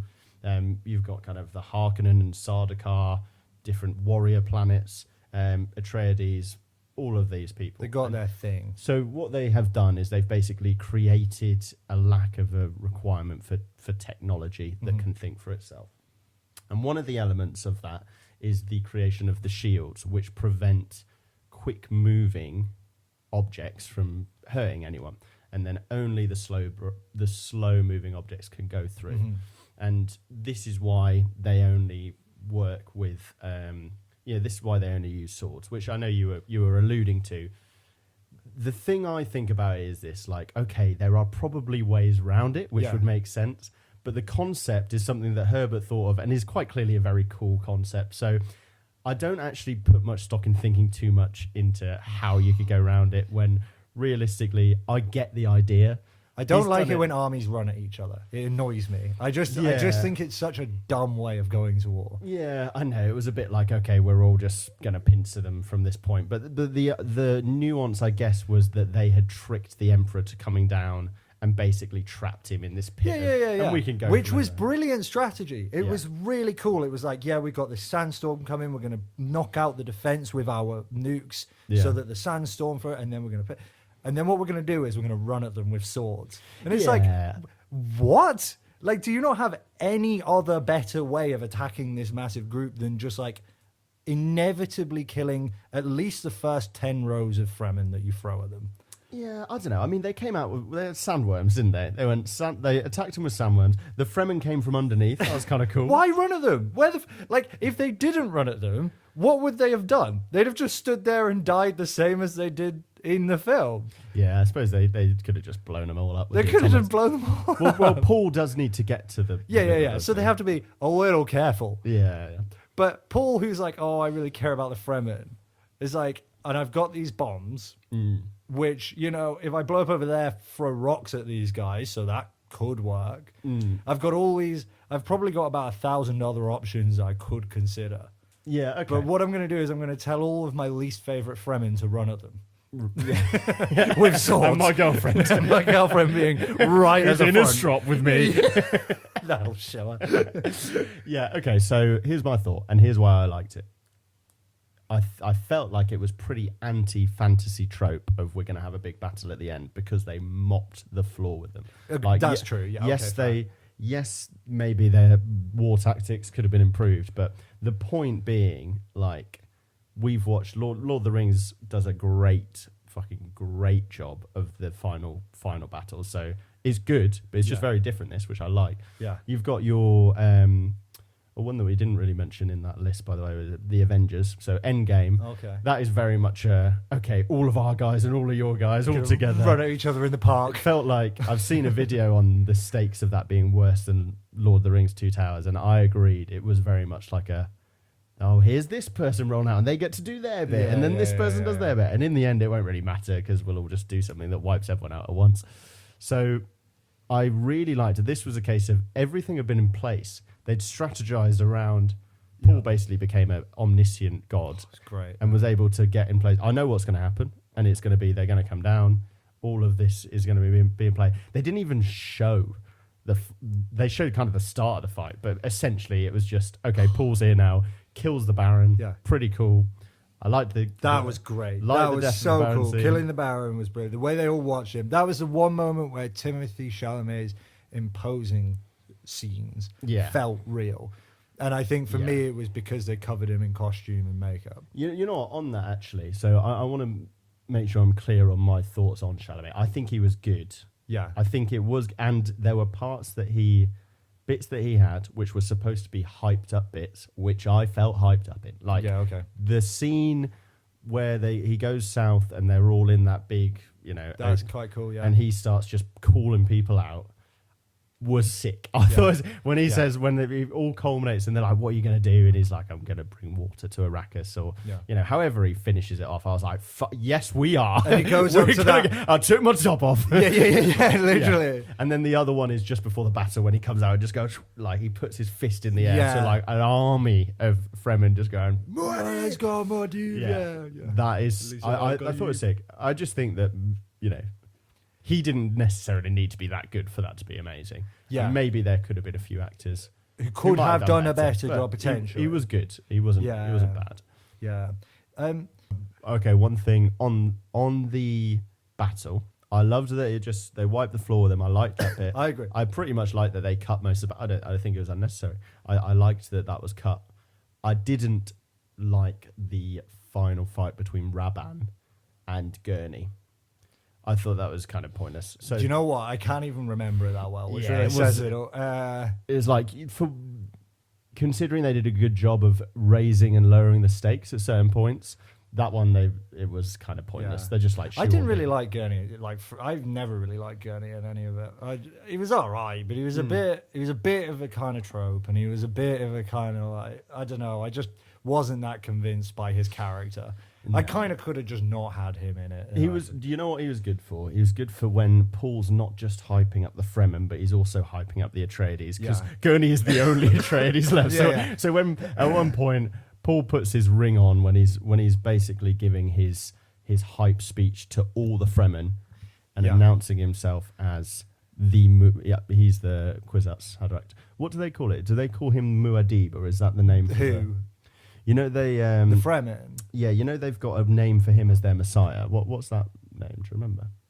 There's Lisan al-Gaib. Lisan al-Gaib. I love that, by the way. It's got such a song to it. Nice. Lisan al-Gaib. So when they say him as the Lisan al-Gaib, like when he just points at that guy and just tells him about his nan's dream. That I was gonna say that. And then the that guy was so good. Let's go. And it was Stilgar just at any point just being like, the Lisan al-Gaib is too modest to say it's a Lisan al-Gaib, as is written. It's class. Just like, no matter how hard Timothy tries to convince him. You know what's really funny? So in the Alt Shift X video that I've referenced a few times, they go through. Well, I don't know if it's in that one actually. There's one which goes through no spoilers the whole of Dune, part 1. So if you watch the first film, it doesn't spoil any of the second part, so the second film. Would highly recommend anyone who's not watched part 2, watch that, because it just greatly enriches your understanding of part 1 and makes you so excited for part 2. Shift X. He is top. If you enjoy something and he's done a video on it, watch the video. Yeah. He'll do a better job of it than the production. Just don't watch any of his theory videos, because he ruins. Because they're so much better than the authors. They're always way better than the actual thing. So what a guy. Watch that, and then he also released one, which this was naughty of me. I was so invested in Dune, and I'd watched the first one, knew that the next one wasn't coming out for a couple of years. Yeah. And I'd watched his video, which only went through any plot that was relevant to that first part of the first book. He then released like a 10-15 minute video, which is just the rest of the plot of all 6 books of Dune.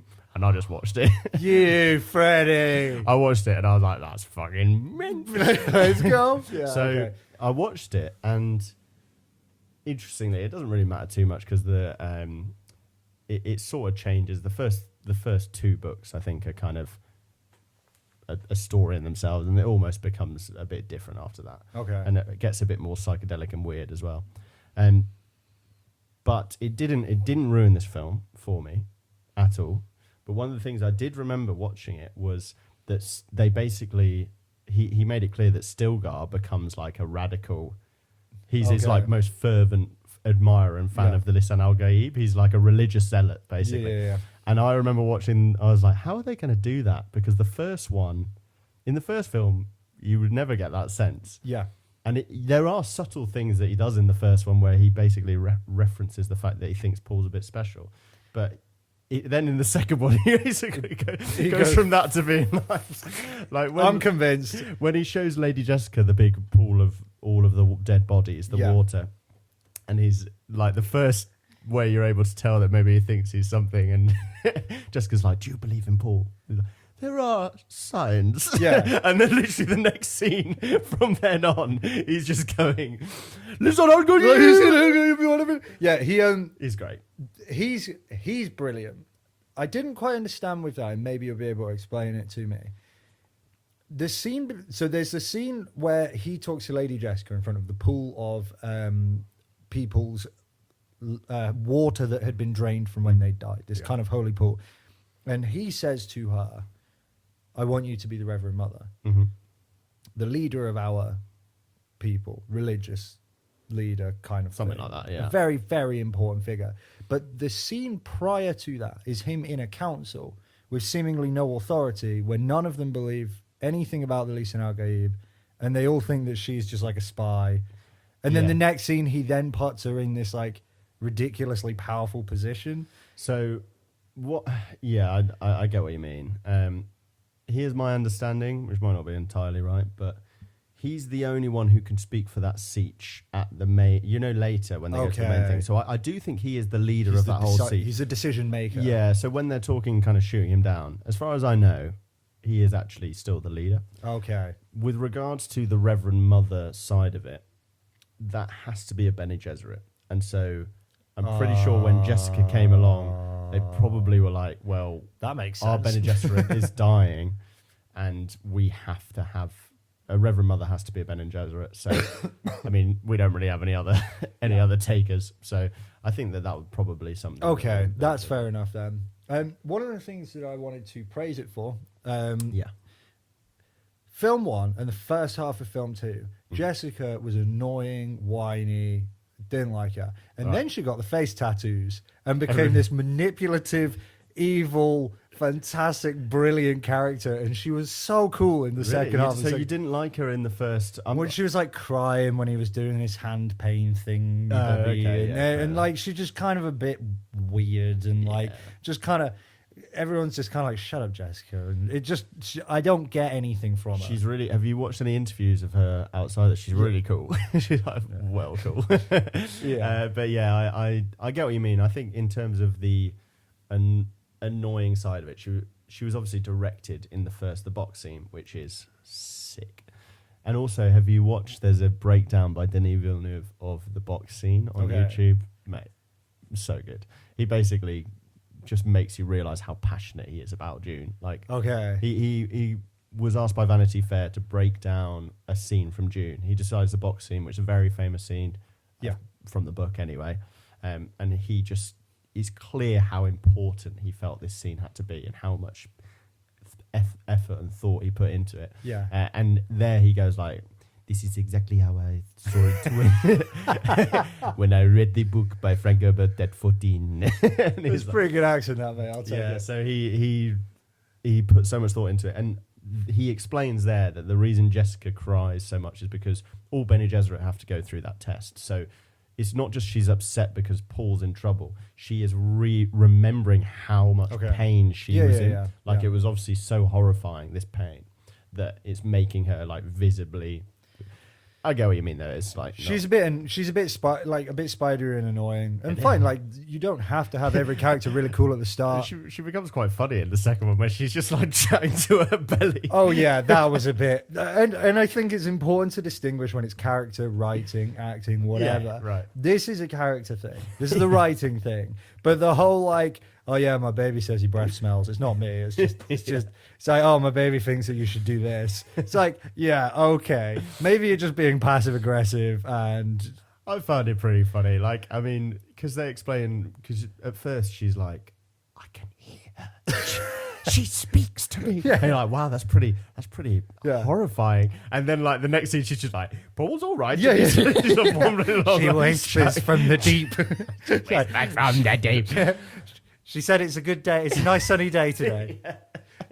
You've gained a bit of weight. Paul's hair looks nice this morning. Do you find it weird? Like, there's that one scene where she goes to the south to basically lead, be the Reverend in her Mother. cool like sandworm cabin. Yeah, very cool. Which is cool. I like. With her blue eyes that are not very good. And her face tats.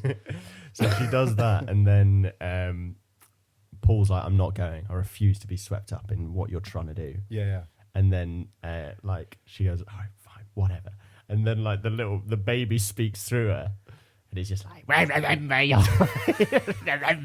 promise. and it's like the weirdest fucking thing. I remember being like, holy shit, What the fuck? that's fucking weird. Yeah. That whole thing. We'll Was see you on the other that whole thing was just so weird. And also there was another one of those where I was again like, all right, maybe I wouldn't have done that when, at the end scene where he kills Austin Butler's character. Yeah.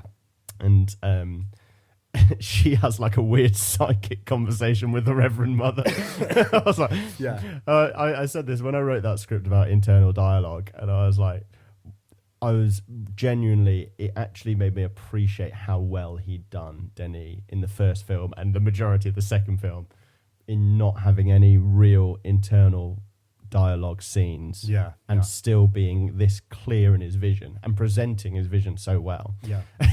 And to be honest, the fact that they had one and it was so fucking shit made me just appreciate it more. That at least it's only happened once right at the end.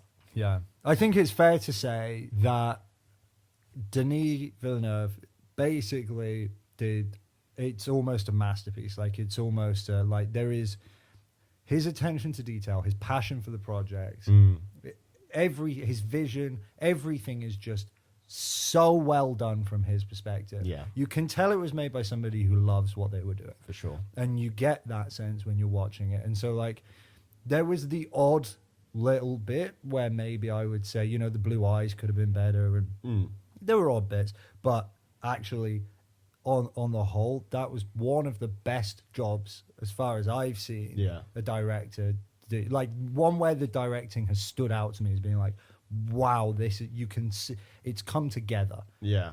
With somebody at the front who's leading it with a vision. For sure. I think that other than the gripes I had were, they just wasn't little bits that stopped it from being a perfect movie. In all honesty, the gripes for me just meant that I prefer Lord of the Rings to it. That's the level. I enjoyed it so much, and I actually felt so. I don't want to say like blessed, but I just felt very pleased. I can't think of the word that I'm trying to think of. Lucky. I felt very lucky and privileged. That's it. I'm trying to think of the word privileged. Fucking blessed. So I felt privileged that I got the chance to watch this at the cinema. When he reminded me when the first one came out, and this one like just even more so, that what it would have been like when Lord of the Rings came out, and just having the chance to experience that on the big screen for the first time. I imagine it was on and par as yeah. a cinema experience. This is definitely in my lifetime the one that I It's a generational. Yeah, for Yeah. sure. It was a real Did you ever privilege. get to watch it in IMAX at all? No, and that's I'd watch it again. Maybe go and watch it in IMAX. I might Did go. you- Did you watch it in IMAX? That's the only thing that I've watched it in was in IMAX. Right. And I think this is one of the reasons why I ended up talking myself down from the score I gave it. Was it lends itself to being on the biggest speakers with the biggest screen, and if you watched it on your phone at the complete opposite end of the spectrum and you took it for the things that remained, then it's not like I came out of the cinema above 9 and then thought if I watched it on a phone what would be left. But I'm watching it in like without a doubt, watch it in IMAX. Watch it on the biggest screen, the biggest speakers. Just do, because it was a complete the sandworms were intimidating, but when your seat is vibrating from the sound, the depth of the sound, the Hans Zimmer sounds that he's put together for this, vibrating as this thing towers over you in this screen, which is just your whole field of view. It's a completely immersive experience. Yeah, I think that just as a package, it's something to be experienced, as you say. You mentioned there the Hans Zimmer score, which we'll probably should put a pin in this first half for now. But I could continue. that's the sound that That's Well, just part of here's the a whole... comment that I heard, and I was like, I didn't think of this. And this is a review which, unfortunately, I'm not going to be able to reference and say who it was. But they said the sound design, this is kind of a little bit in my own words as well, but the sound design was on point. The sound design could not be faulted. But you're not really going to get anyone leaving the cinema humming the Dune theme tune anytime soon. No. There's kind of like a thing there that's not quite been hit, where it's like this kind of thing that everyone remembers, the sound. I never remember which one. You talk about score and soundtrack, things like that, but there wasn't like a song where you come away from and you're like, that was Interstellar. You know, you know what song you're thinking of with Interstellar. Yeah, so, I mean, with it, I don't know if it's the case, maybe in the second one, yeah, but in the first one particularly, I definitely came away with a wah wah wah, you're deep. Yes and no, but are you going to be humming come that away to with yourself over the next few months? That's what I look in the mirror when I get out of the shower. It's funny because you sing it and I do know what you mean. So yeah, I think that and just the whole all of that, the desert, It's great. It's amazing, brilliant. I get what you mean. It's not, but Zimmer's never been like a John Williams. Like you're going to remember, Okay. you're going to remember the melody Yeah. of a. You're going to remember a Jaws. He mentioned John Williams, so I don't know what's the kind of main sort of like what's the main three Hans Zimmer against the main three John Williams, like the ones that I might know. Okay, so one that is melodic from Hans Zimmer, and I'm going to preface this by saying I know a bit, but I won't. More profess than my- me, so you I can wouldn't tell profess me about it. myself to be an expert about this, but Hans Zimmer, in my opinion, is typically great at enriching an experience through, like your sound design elements, but it's still a score. Like there's still like the drum heavy beats in Dune. In terms of John Williams is very heavy on amazing melody, orchestrated melody. So examples, Dune, I think that Interstellar is actually Hans Zimmer. Yeah, by it the way. is. Yeah. But for me, I always think of Hans Zimmer as more like Dune Inception with a wah, being creative in terms of ambience without necessarily... Almost like the sound effects. Yeah, almost like for me. But one that is him, that is on the other end of the spectrum, maybe I don't know, maybe the best score in cinema history for me, Pirates of the Caribbean. Oh, yeah. I was going to say that earlier. Yeah. Unbelievable. But it's very much on that end of the John Williams, which he's... So what's John Williams done? What are the kind of ones that I might know? You know about? what's wild is like he's been nominated, I think, for... last time I actually counted once on IMDb, and it was well over 40. Can you list any off the top of your head? Yeah. Just pull it So up and list Star them. Wars, Harry Potter, Okay. Jaws, Wow. Right. Okay. Jurassic Park, Jesus. a lot of the Spielberg ones. So I was gonna Jurassic say, Park, yeah, Indiana Jones, which is mega. Yeah. Yeah, those are the ones that come to mind. But Th- like when those you're are talking ones about, that I know. when you're talking about the ET, Yeah. when you're talking Okay. about soundtrack to your life in film, John Williams is probably number one. That's been a useful conversation for me because I think that the lack of a song to come away from it, and this is just we have to come to an agreement, but when I was thinking about sound, I was like, is it a 10 or a 9 for me?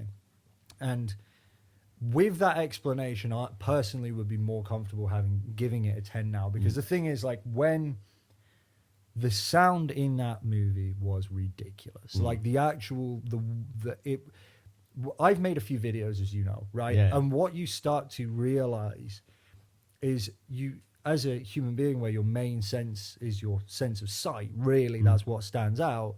You think that that's what goes into these things, and then you kind of forget a little bit about it. But actually, if you take a video with and without sound, it's an entirely different experience. Really? And Dune, one of the things that stood out to me was the thopter noise. Yeah. Right? I saw a video about how they made that. Do you know? No. Take a stick about 6 inches high, and then create like a it's really quite weird. Yeah. Imagine like a round stick about six inches high, and then maybe like a scaffolding of other sticks at a right angle to it. Okay. On the end, almost like a flag shape, but the flag itself is more like 8 inches. So it's like this kind of, and it spins. Right. Okay, so you've got the handle stick, and then you've got this scaffolding stick thing that spins around it. And then you put elastic bands on it, and you spin it round, and they go. And if you watch the films now, you can see that it's like these elastic bands going like, and there's like these sound design engineers like, yeah, we were coming up with it for months and months, and then one of us just went, what about this? And then they just started spinning it around. It sounds like if you pardon the pun, it sounds like a very fun job being a sound engineer. Sounds great, doesn't it? Yeah, and if you watch those videos of scenes where the sound editing is actually shown how they make. It's great. Yeah, it's really fun watching. I need a break, Right. so we'll cut break. Then part 2. See you All later. right, see you in a bit, Dave. We're back. We on? We're back. We So live. you wanted to hear my review, Yes. and then we wanted your laptop fan noisy, and then we wanted to do the section where we objectively rank Dune Part Do 2. you want to put our scores in? So gut feel, I was enjoyment reaction for Fred was a 9.2, Mm-hmm. and for Jamie it was an 8.2. Perfect. So I think this would be a good segue into your review to see. I like that Jamie's been interested in writing reviews, which we haven't done before for any of these. We typically just score stuff and talk about it, but we thought it'd be quite cool to see if the review that you originally put matches up to maybe How I feel now. how you're feeling after talking about it for an hour and 37 minutes. Yeah. The review was a big part about just kind of like helping me organize how I felt about the movie. I'd be interested in seeing how you approached it as well, like how you approached a review. Of course. I mean, I thought hard about it. Like, There you go. how funny do I want it to be? A tiny bit. Tiny bit funny. A tiny bit. It's not funny. It's not funny. It's not funny at all. Oh, should I read it or do you want to read it? What would you rather? All right, yeah, go on. Let's see you read it. Let's see you read it. Okay. I think that what's going to happen is that a lot of I didn't put as much time into the grammar to make it readable for somebody else because I kind of knew how I was going to read it. Yeah, fair. So you might find that the message doesn't come across quite so clearly, but it should be good fun anyway. We'll see if it's any good. Can you see that? Do you need this moving a bit closer? Oh, that's or- all right. I can see from here. All I right. don't think you're able to. Make sure you're nice and close to the mic. Okay. So that title is included. So, Jamie's review of Dune 2. Watch it, title in bold. Watch it with the biggest screen and speakers that you can. I figured out what it is that's wrong with Dune Part 2. Okay, straight off the bat. He's coming in hot. I figured out what it is that's wrong with Dune Part 2. Why it is that I left the cinema with a niggling emptiness at the end. Ooh, that's interesting. The stories spend time developing this fascinatingly complicated scenario for the protagonist, Paul Atreides. Paul really wants to be a good person. He understands the risks of power, but as the stories develop, it becomes clear that the universe is going to be putting this into the test. That was my reading, not Jamie's spelling there. Putting this to the test and into the test. Firstly, it provides him with an unimaginable amount of power through both of his parents' factions and his influence over the Fremen people. Then he is witness to his family's betrayal and the slaughter of the people that he loved. And on top of all of that, it gives him his mum's permission to fuck shit up. There's the comedy. Comedy, everyone. We got some in, a tiny bit. So let's just kind of break that down a bit. So the story is developing, spend time, fascinatingly complicated scenario. So is this a bit of exposition around what the scenario is? He wants to be a good person. The thing that I enjoyed about how it made this very complicated, especially like this moral question, like here's a big betrayal, loads of power, and your mum's permission. Like, what are you going to do about it? Okay, nice. I liked that. I thought that was cool. Oh, you liked how it set the scene. Okay, carrying on then. Dune Part 2 explores the extent of his power and whether it corrupts him or not. The questions raised around the morality of how he handles it and what decisions he is going to make give you a lot to think and talk about. And I loved that. So this is what I like. I started it with I figured out what's wrong with Dune. Two goods and a bad. Because it's kind of like it was brilliant, but there was something missing. It was like a 10 out of 10, and then there was something detracting from it. That was kind of what I was trying to say with that opening line. 8.2. I know I was surprised because I gave it such a high score, but 8.2 is what would you say? You say 8's a great. 8's a great. Right? 9's are just like the most ridiculous. There shouldn't be films. many. Yeah. And I agree. There really shouldn't be. In my head, like something like 29s in your lifetime is probably right. Exactly. And also, I was trying to account for the fact that this is an enjoyment rating, and that later on it's going to be given very, very high scores for how good the movie is. Yeah. So I was kind of counting for that a little bit. On top of this, the films are directed by an individual with vision. This seeps into the details where everything is just right. And when you sit in front of a big screen and the costumes, the special effects, the sound design, the makeup artists, and the cinematography all sing together as an orchestra, it is a life-changing experience cinematically. So very, very in line with some of the stuff we spoke about at the end there, where as an experience, and in line with your title as well, watch it on the biggest screen with some big boy speakers. Unbeatable. It's generation-defining level of quality of cinema. And it sounds almost like we're being, we're exaggerating here for effect, but really, certainly from my experience, I can say that it was an amazing event for me to go We've to. watched some of the greatest films of the last 100 years for this podcast, and even then, it's not often we talk about a film where we say, like, this is something different cinematically. I feel like with cinematic ones, on a tangent a bit, it almost has to be modern because I may be wrong here, but the idea behind being at the cutting edge of what people are doing right now is quite important. The highest budget, the highest like special effects, and and this shines. But it has to be done tastefully, and that's what I tried to make clear in this review as well. Is like it's not just a shitload of money. It's a shitload of money given to somebody who cares and is passionate about it. And like fantasy / sci-fi, packaged as one, has been a real graveyard for attempted good films. Is very tough. You need passion, you need vision, you need skill, like the skill required to pull this off. Part of it is because it's like there's such an alien concept that in order to ground those, it has to be perfect. It's very hard to do something that's ridiculous. One detail is wrong and it will look terrible. Yeah, that's it. Yeah, for sure. So there've been loads of sci-fi films that have failed. Then you almost forget about them. Yeah, I'm trying to. It's normal. It's okay for a sci-fi film. There was one that Wachowski's wrote, Jupiter Rising, Divergence. I think is supposed to kind of shite. John Carter of Mars. There's loads. They've happened which are rubbish, and they're massive budget. They're massive failures because it's cost so much. So much money. But when a sci-fi fantasy film hits and you get to see it at the cinema, it is generation something else.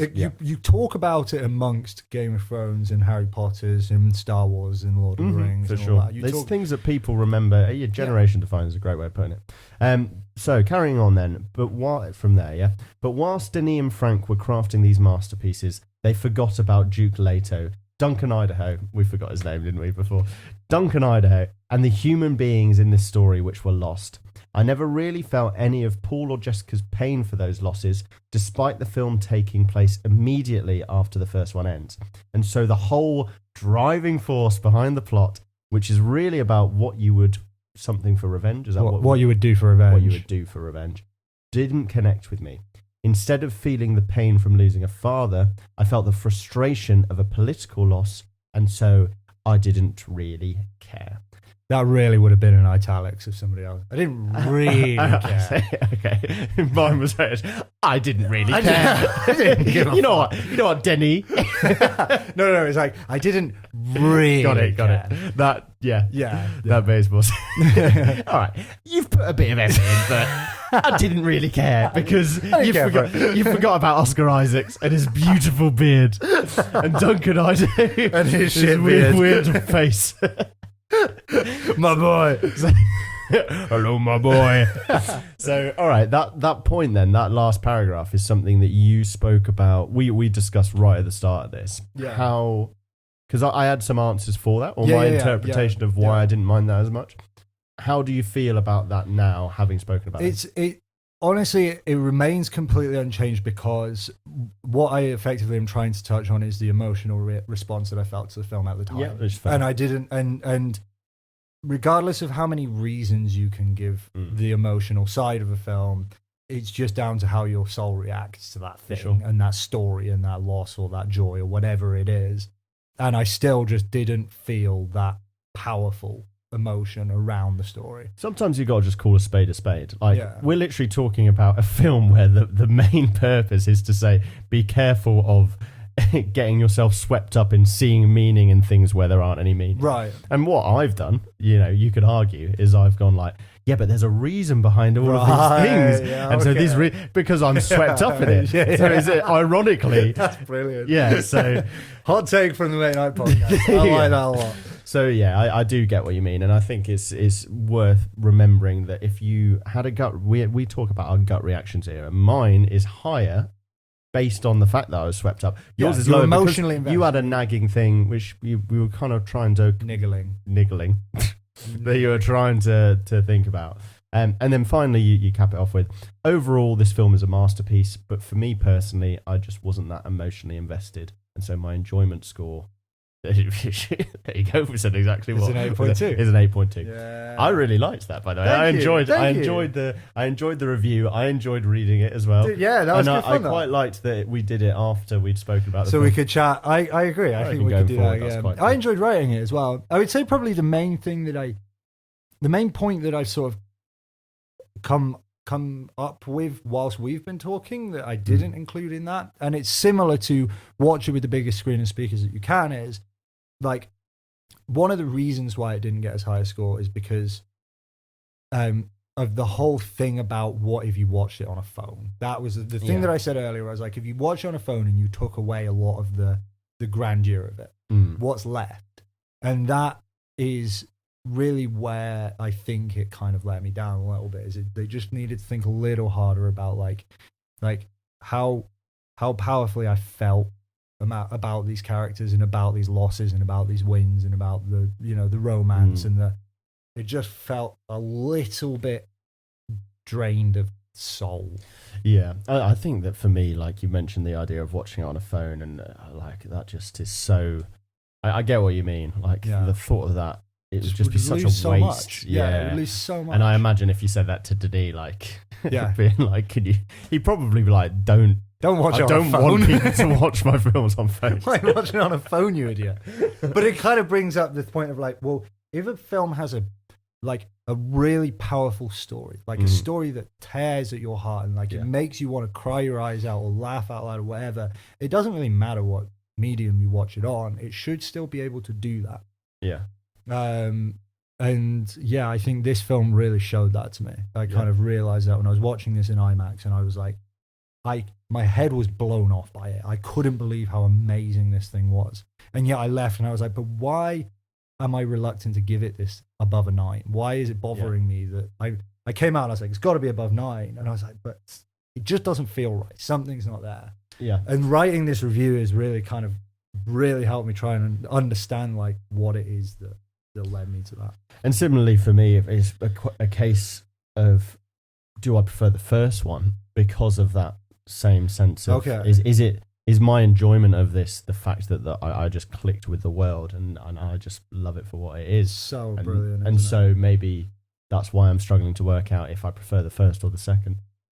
But yeah, I tell you what, one thing we haven't spoken about that I am very excited for is the third one and seeing the direction it goes in there. Because my understanding is that the third one is, you know, I don't want to get into too much detail and then ruin perhaps everything. I should, because I haven't done so much research. So here's my understanding. This is something that actually helped it for me. Was I left the film and I said, I don't really care what happens in the third film, and that annoys me. Why have they not spent time setting it up? And then when I researched it, what I found was Dune 1 and 2 are based on the first book. Yeah. And that is why it comes to this conclusion that kind of feels almost complete and satisfying. Right. And then the third book is, the third film will be on the next book. That's right. Yeah. And so that's why it felt like that. And I'm not going to, I won't spoil, like, I know what the idea is behind the next book, but that is, Dune 1 and 2 are based on the first Dune book. Yeah, and I won't spoil any of it, but more than anything, I like that it's encapsulated in terms of the book feels resolved. It feels like if they had decided not to do a third film, and I know Denis spoken about this, it feels like there's closure as to where we're at. The story has a good completion. And then the second one, kind of the third one based on the second book, I'm more at this point, like, I know that it's going to be different. Yeah. And I'm excited to see how he approaches it, Denis. That's what's exciting me about it. It's very exciting.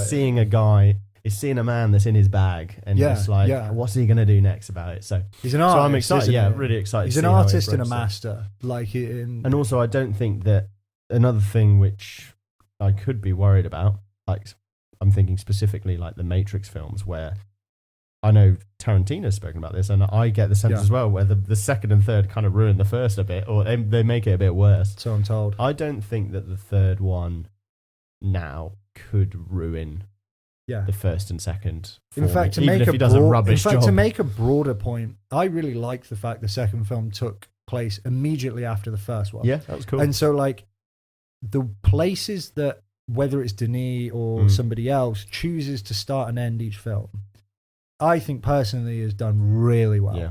It bothered me when I first left the cinema because I was like, obviously there's going to be a Dune 3. But when I did my research and found out that that's not quite how this works, actually, the ending of Dune 1, the start of Dune 2, and the ending of Dune 2 were all selected really well. Yeah. And I think that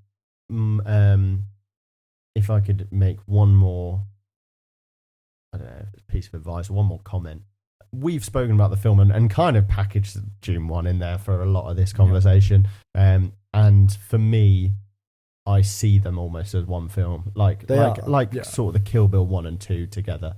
And I think going forward, I'm so excited when I get to do like a marathon of both. We should do a Dune 1-2 marathon together. For sure. I'd love to watch that with you now, because we've both done such a ridiculous amount of research for this. Like, it'd be really cool. And it would be maybe very I should different read the bloody books as well. Might be. I've only watched 1 and 2 once each, so I would be really interested to see them again as well. Actually, for sure. I reckon we'll organise that after this weekend when we've done basically Dune. Oh my goodness, I will be sick to death of Dune afterwards. Right, we are going to move on to the second part of the podcast. We're going to probably try and make it a little speedy because we've really enjoyed taking our time over this. So we're going to do our critical scores.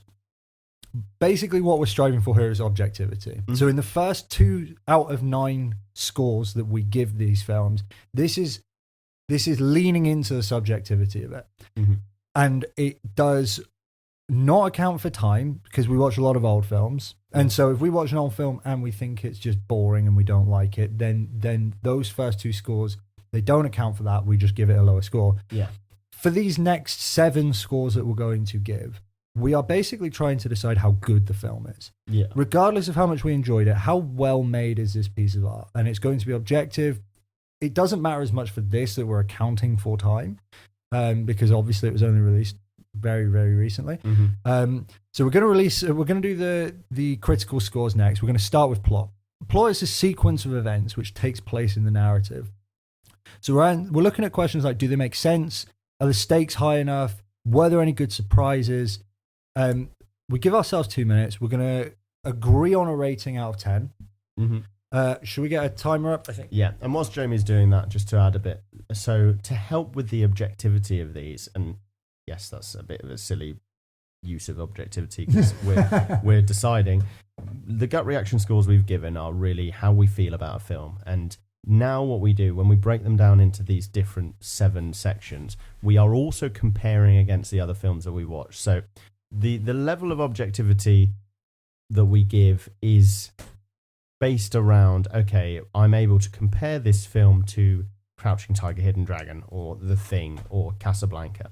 So we have this list in the cine files, so we have that in front of us, and we're going to be comparing.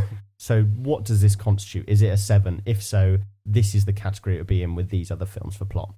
So if that doesn't come across, that's kind of the idea around. That's what we're aiming when for. we mention these other films, there are other ones that we've ranked. And basically the whole objective here is to get the best final number to tell us how good a movie is. How much did we enjoy it? How well made was it? Accounting for time, just all together, rather than just trying to pluck a number out of the air out of 10. We're splitting it up into 9 different areas between 2 people. Yeah. And we take the average. To give everyone an idea, the highest average critical score that we've got so far is The Godfather, I believe. And that has landed a 9.29. So the 9s and the 10s, we've given quite a lot out, and yet still they mean a lot. We just have been watching some absolutely ridiculously good films. Yeah, we're talking, the ones that we've reviewed so far are classic. Godfather, Chinatown, this is the Psycho, first modern film we're doing, and so it's going to be fun starting to see films that aren't actually that good populated into this. Yeah, 100%. We're going to add some more off air, but the newest film that we've done is Crouching Tiger, Hidden Dragon, I think. Yeah, released in 2000. Yeah, so we're going to start 24 year, quarter of a century almost after. Right, okay, so plot, the sequence of events, and we are go. Right, okay, so what's your initial thought? So we've had a long chat about the plot, and there are elements that obviously we don't like plot points that are maybe Which ones? Remind me. The Harkonnens just blowing up the... Okay, yeah. Why don't people just trade water with the Fremen to win them over instead of this ridiculous Messiah? Yeah, thing? so some of it I think is more a case of the actual narrative of the story is for me based around the Messiah idea. So that growing a religious figure, which comes under plot, which does come under plot, but I think you can then, it does ignore that the plot isn't perfect, I think, because the themes are thematically it's very strong. Some of the ways they get from point A to point B, like in your example of Paul has loads of plot armor, that ties with the Messiah element of it, but also it does mean that if you were just looking at it objectively, every single time Paul has something come up, he kind of passes it with flying colours without too much issue. So it's definitely not a 10. The 9s are Citizen Kane, Apocalypse Now, Princess Bride. Is that all of them? Looks like it. Yeah, you've ordered it. So the thing for me is, right, those thematic things that you talked about really don't come under any other category, and I'm with you on the fact that they are really cool. Important. Like it's such a fun concept to explore. And I know we take the piss out of me for it, but like I do think in many ways you want to split it into, okay, what's pushing it forward and what are the problems with it? Yeah. Because you can have something where it's like, oh my God, I'm so invested in this plot moving forward. It's so interesting and it's so powerful. You've just got to kind of accept a few details. And added to that, whilst we've still got a bit of time, the world building and intricacy of what Herbert created, I think that has to kind of be into plot as well. Maybe a bit of character. I think it would be unfair to give it lower than a 9. Oh, maybe an 8. We always go with the 8. lower score. That's be 8. Because I've just said 8. Okay, right. So 8 out of 10 for Dune Part 2's plot. We alluded to something there. And could you just summarize why we've decided with 8? Yeah, so thematically very rich, world building good. I mean, excellent. But getting from A to B, there are a few things happened which we spoke about in the main part where it's kind of almost a foregone conclusion. How Paul gets from certain points. Yeah. There are some also plot points which we don't like as much as well. Also, as well, I didn't really like the relationships sometimes. So does that come under plot or character or? I think maybe dialogue, the use, everything. Yeah, maybe. Okay, well, you know what? It could have been a 9. It could. Yeah, I think it would have been an 8.5 if we were allowed decimal places. But we always go. This is another point. If we're in conflict, we go with the lower. Okay, so that gives us our next category, which is character. Now, character is the collection of beings within the narrative. One of the things I prepared for this was I pulled up a definition for each of these. All right. So, character is the collection of beings within the narrative. Do we love them? Do we hate them? Do we love that we hate them or hate that we love them? What's the kind of how do we feel about the characters in it? You have 2 minutes, the Main Night Podcast, rating characters in Dune Part 2. Which are the best? I love Paul Atreides. Paul is one of the most complex, interesting I think this is a very high score because this, I mean, for everything that maybe we undermined maybe too much in the plot element, like the characters, you're talking about the actual on the page, the richness of what was created. No performances, no dialogue, just the decisions that they make. The circumstances which they're in. The inventiveness of the characters that were created. So all of the stuff around that we spoke around artificial intelligence not being used, and so humans become kind of mega beings and are able to do things. That's under character. That's amazing. That's very, so very interesting. And particularly in the motives of the characters. Yeah, this is something in the book that is very intricately laid out, and each person has their own. We are rating the movie for sure, but I do think that they do a good job as well of, without using internal dialogue, they show that everyone has conflicting interests. Yeah, and they introduce interesting, vibrant characters in order to show those interests as well. I agree. Is there any reason why we couldn't give it a 10? Let's have a look at the 9s and compare then. 10's a Godfather and The Thing. 9s are from, oh my goodness, we got quite a few. I tell you what, Chinatown, Psycho, Apocalypse Now, Casablanca, Jaws, and Heat.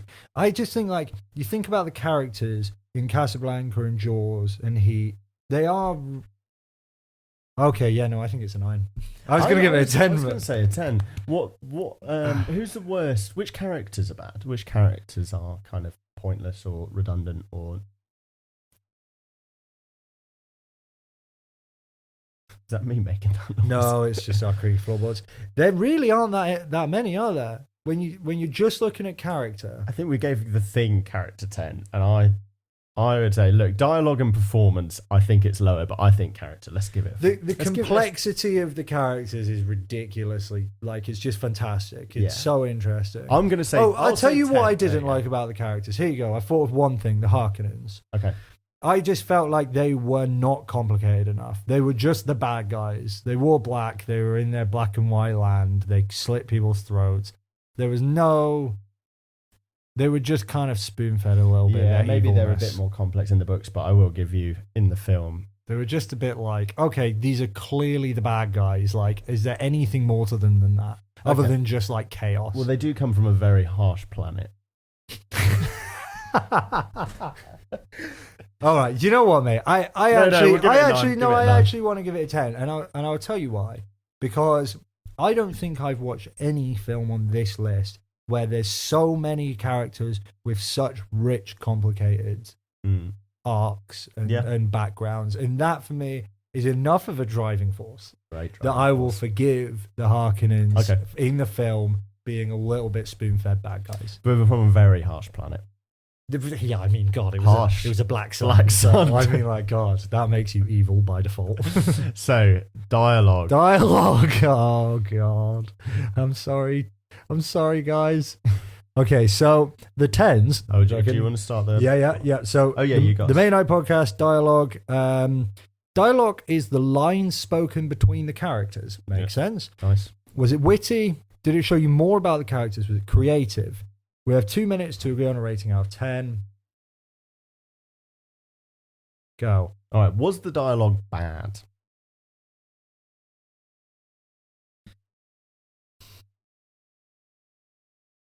I think I think it, like, for me, it's around a 7 sort of number. Yeah, okay. I It think was it's there a was good starting nothing. point, There was 7. no way it was like lower than a 6. It was funny in some points. and there It were was some definitely very funny yeah. moments. That's true. I forgot about those. And also with fantasy, it's always going to be a bit, sometimes a bit jarring because yeah.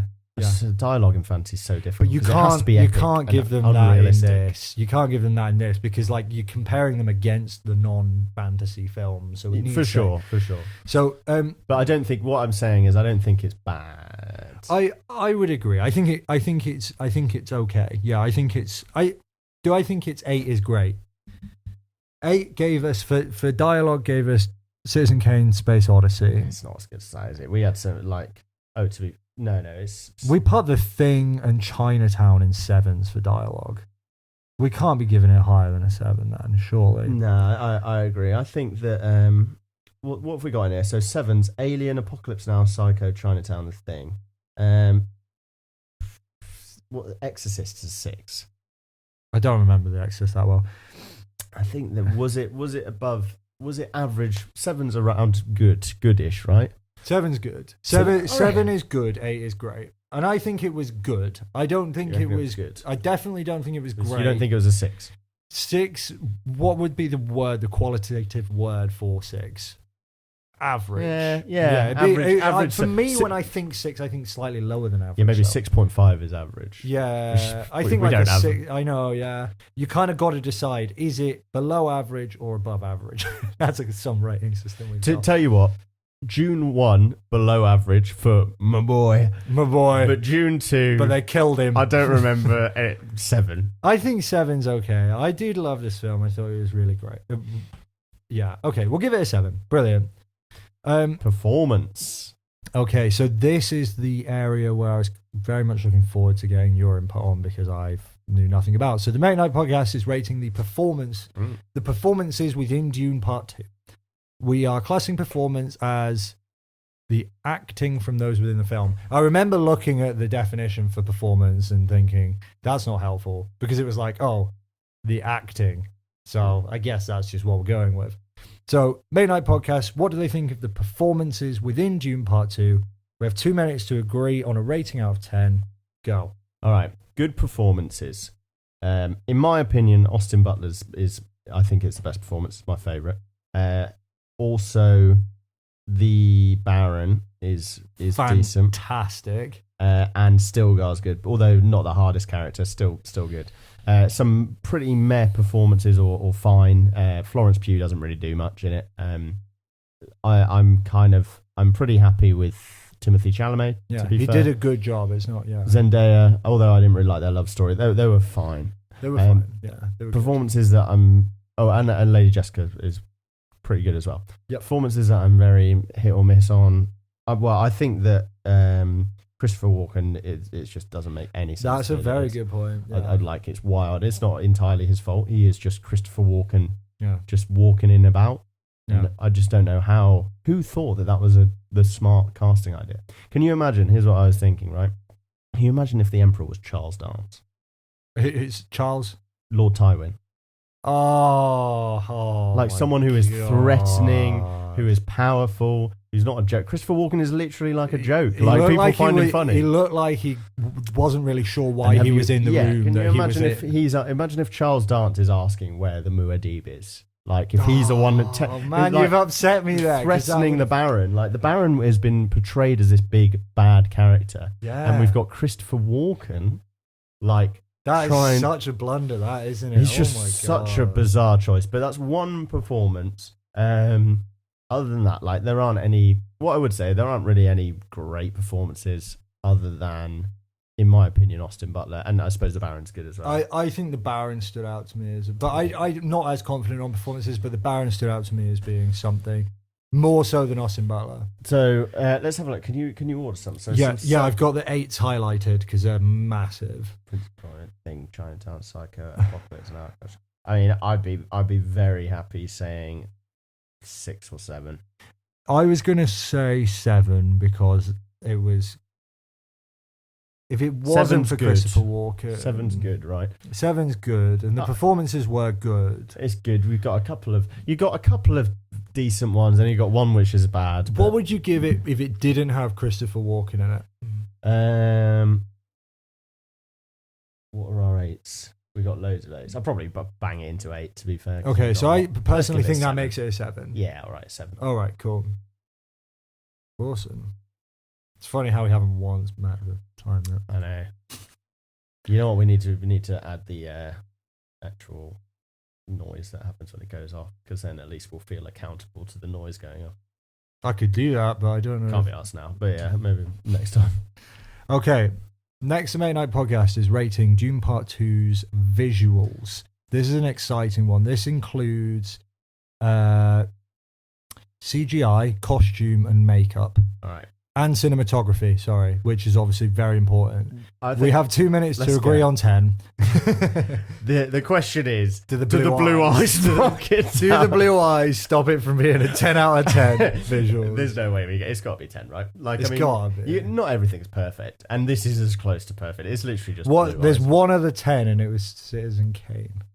What the fuck? What were we there's another thinking? Star Wars, right? Space Odyssey. Oh, sorry, I haven't ordered them yet. Yeah, Citizen Space Kane Odyssey. and Space Odyssey. I think good for Star because we were Wars? accounting for time. To be fair, Star Wars, there was a few. It's the models that weren't as good. This is a 10, mate. Let's not waste any time on this. I think that it got the visuals. Yeah. The visuals, the sandworms, Mm-hmm. the Emperor's ship, the actual land of Arrakis, shooting it in Abu Dhabi, which I'm sure you know. They spent like months and months in an actual desert shooting this, Yeah. only being able to shoot between certain hours, and it showed in the film.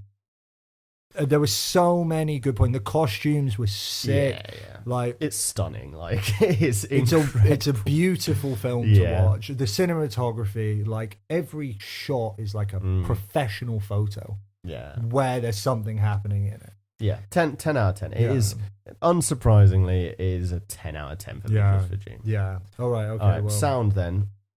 hang on. Let's reset the timer. So the Mate Night podcast is now rating Dune Part 2, their sound design. This, how good were the sound effects? What did we think of the score? Were there any other elements of sound which impacted the story? We have 2 minutes to agree on a rating out of 10. Go. Yeah, and similar with visuals here, like it's kind of the holistic any overview of any sound elements, as Jamie mentioned. So we've spoken about this in the podcast. It's going to be a high score. It really did a great job of pulling you in with not just the Hans Zimmer's score elements, but all of the sound design elements as well. Now, what we have had a bit of a predilection towards in the past is films that have good melodic scores. So Empire Strikes Back, Godfather, Jaws. I mean, it's not crazy melodic, but it's so iconic. Yeah. So this wouldn't come under that. It'd be more like an ambient. And there's that to think about. And the other thing that we've got to give them account for is the fact that they came up with 4 languages for it, which has got to come under sound. Right. There's all these. I'll tell you a great sound moment right at the start with the throat singer. That's so cool. Another incredible sound bit. Hey, I gotta join us. when the baby speaks. The bloody Hey, you baby. gotta join us. I turn down in the sound. Okay, maybe, yeah. I don't know. I think for me personally, like if I was rating this would be a 10 without a question. Yeah. I think. For me, the sound is a large part about what made me in my seat leave planet Earth and enter into this world was the sound. It kind of really just made the world a difference. Fucking do it. 10. This is going to be one of our highest rated films. It's got to be. I think that's why it's, Especially when we move on to genre realization. Now, I tried to Google a definition for genre realization. Neither of us have ever really understood this one, but it's something like, how does it compare against the rest of its genre? Yeah, how iconic is it? Well, firstly, we need to work out what genre it is. Well, And you then said earlier, what was it? Sci-fi fantasy. So Yeah. like all your kind of Elements of both, I'd say. Science fiction probably more so, but I think it's got if it were fantasy me tropes holding as it well. against fantasy or science fiction, I would hold it against fantasy. Mhm. But either, I think that for me, we're going to look. We've rated a lot of classics. We've given a lot of genre realization scores, and what we typically do is we give it a 10. And I think that this is deserving of that. This is actually how in some of the scores that we've done before for genre realization, we've pigeonholed ourselves with not understanding what it means, and we've gone, okay, is The Exorcist scary? So should it be a 10? We know it's a horror, but what makes a well realized horror? Is it scary? Is it comedy? disturbing? Should it be laughing, or should it just be this is a famous horror? Is it influential? Whatever metric we use for. It changes. Dune. It's dynamic. But whichever one we use for Dune, I am happy to actually give it a 10. I agree Usually we just completely. give things a 10 because we feel bad at the genre realization category. In this case, I think that it's deserving. I'm kind of of a 10. liking sitting around the how does it compare against the rest of its genre. Yeah. That's quite nice. And to be fair, when we start to do more modern films and we stop going, when we move away from the classics of Like their genre, Jaws. yeah, Shark horror, horrors. classic shark horrors like Jaws, then Much yeah, better we're gonna than get Jaws less Part 10. 2, 3 and For 4. the time being, we've done 17. This is the 17th film, and it looks like about the 14th. Should we have a look? How many 10s? How many 10 out of 10 genre? A lot of 10s. That's got to be one. It's got to be nearly 10. So of them. funny. It's so 3, funny that 13, we yeah, do- it's 10. Should we add our 11th 10? Yep, 10. 10 out of 10 for genre realization, Genre which brings us realization. to our final score for Ooh. Dune Part 2. So the Main Night Podcast has split up the rating of Dune Part 2 into 9 different categories. We have had how much did Fred enjoy the film and how much did Jamie enjoy the film out of 10 to 1 decimal place.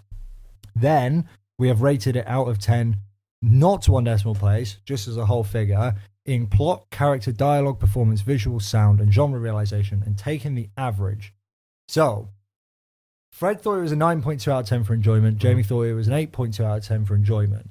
They then gave it 8 for plot, 10 for character, 7 for dialogue, 7 for performance, 10 for visuals, 10 for sound, and 10 for genre realization, which puts us at 8.82 out of 10 for Dune Part 2, neatly behind Jaws at 9.08 and The Godfather at 9.29, and ahead of Apocalypse Now at 8.56 and Psycho at 8.53.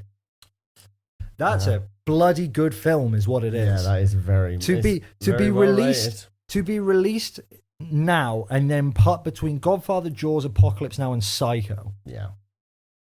Yeah. for the Mate Night podcast for us. For us to only. rate it that highly. On the Cinephiles. Yeah, to be honest, I'm Very happy It was with amazing. I really enjoyed it more than those other films. And I think it has enough in terms of the cinematic footprint for us to justify that it deserves a very high score. Faye and I were talking about this yesterday, right? Mm-hmm. Will this film be remembered? Will people be talking about it? For a long time they will. Yeah. Without a doubt. People will remember this series of Dune, this adaptation of Dune. This will be an influential movie. Yeah. Nice. 8.82. Wow. Great score. Great I'm score. loving these like to 2 decimal places. out of Yeah, it's 10s. nice having a Very bit, cool, bit isn't it? extra as well, isn't it? So And a final score. Okay, well, I'll tell you what then. We'll wrap it up there. Dave, you're a hero for getting this far through the episode. thank you. And I'll tell you what as well. Rachel, hello. Yeah, Thank you for Do you want to listening. know what she gave it? Oh, yeah, go on. 10. What? Yes. 10 out of 10 for enjoyment? Yeah. Wow, that's sick. I was like, yeah, do you not going to leave any room For She was anything better. Like, she was like, well, if it's a fantasy, I usually give it a 10.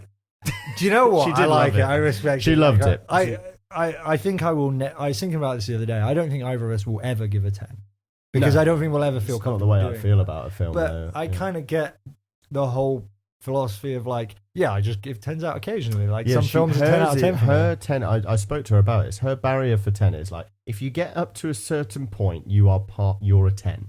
So Okay, I basically, like it. I like rather it. than It's it cool. needing to be a perfect, there is no more enjoyment I can possibly It's a have. threshold. It's a threshold for 10. That's how she looks at it. And it's a fucking good film to put as your Great film. Yeah. Yeah. And I'm glad it's got a very high score. Not too surprised. And it's been really fun chatting about it. And if you're listening still, Faye, thanks for listening. Number Thanks, one Faz. fan though, Dave. Appreciate it, man. Cheers, Dad. Appreciate it, especially because you haven't seen the film. So that's Oh yeah. yeah. Give it a watch. All right. GG's, guys. See you later. See you later.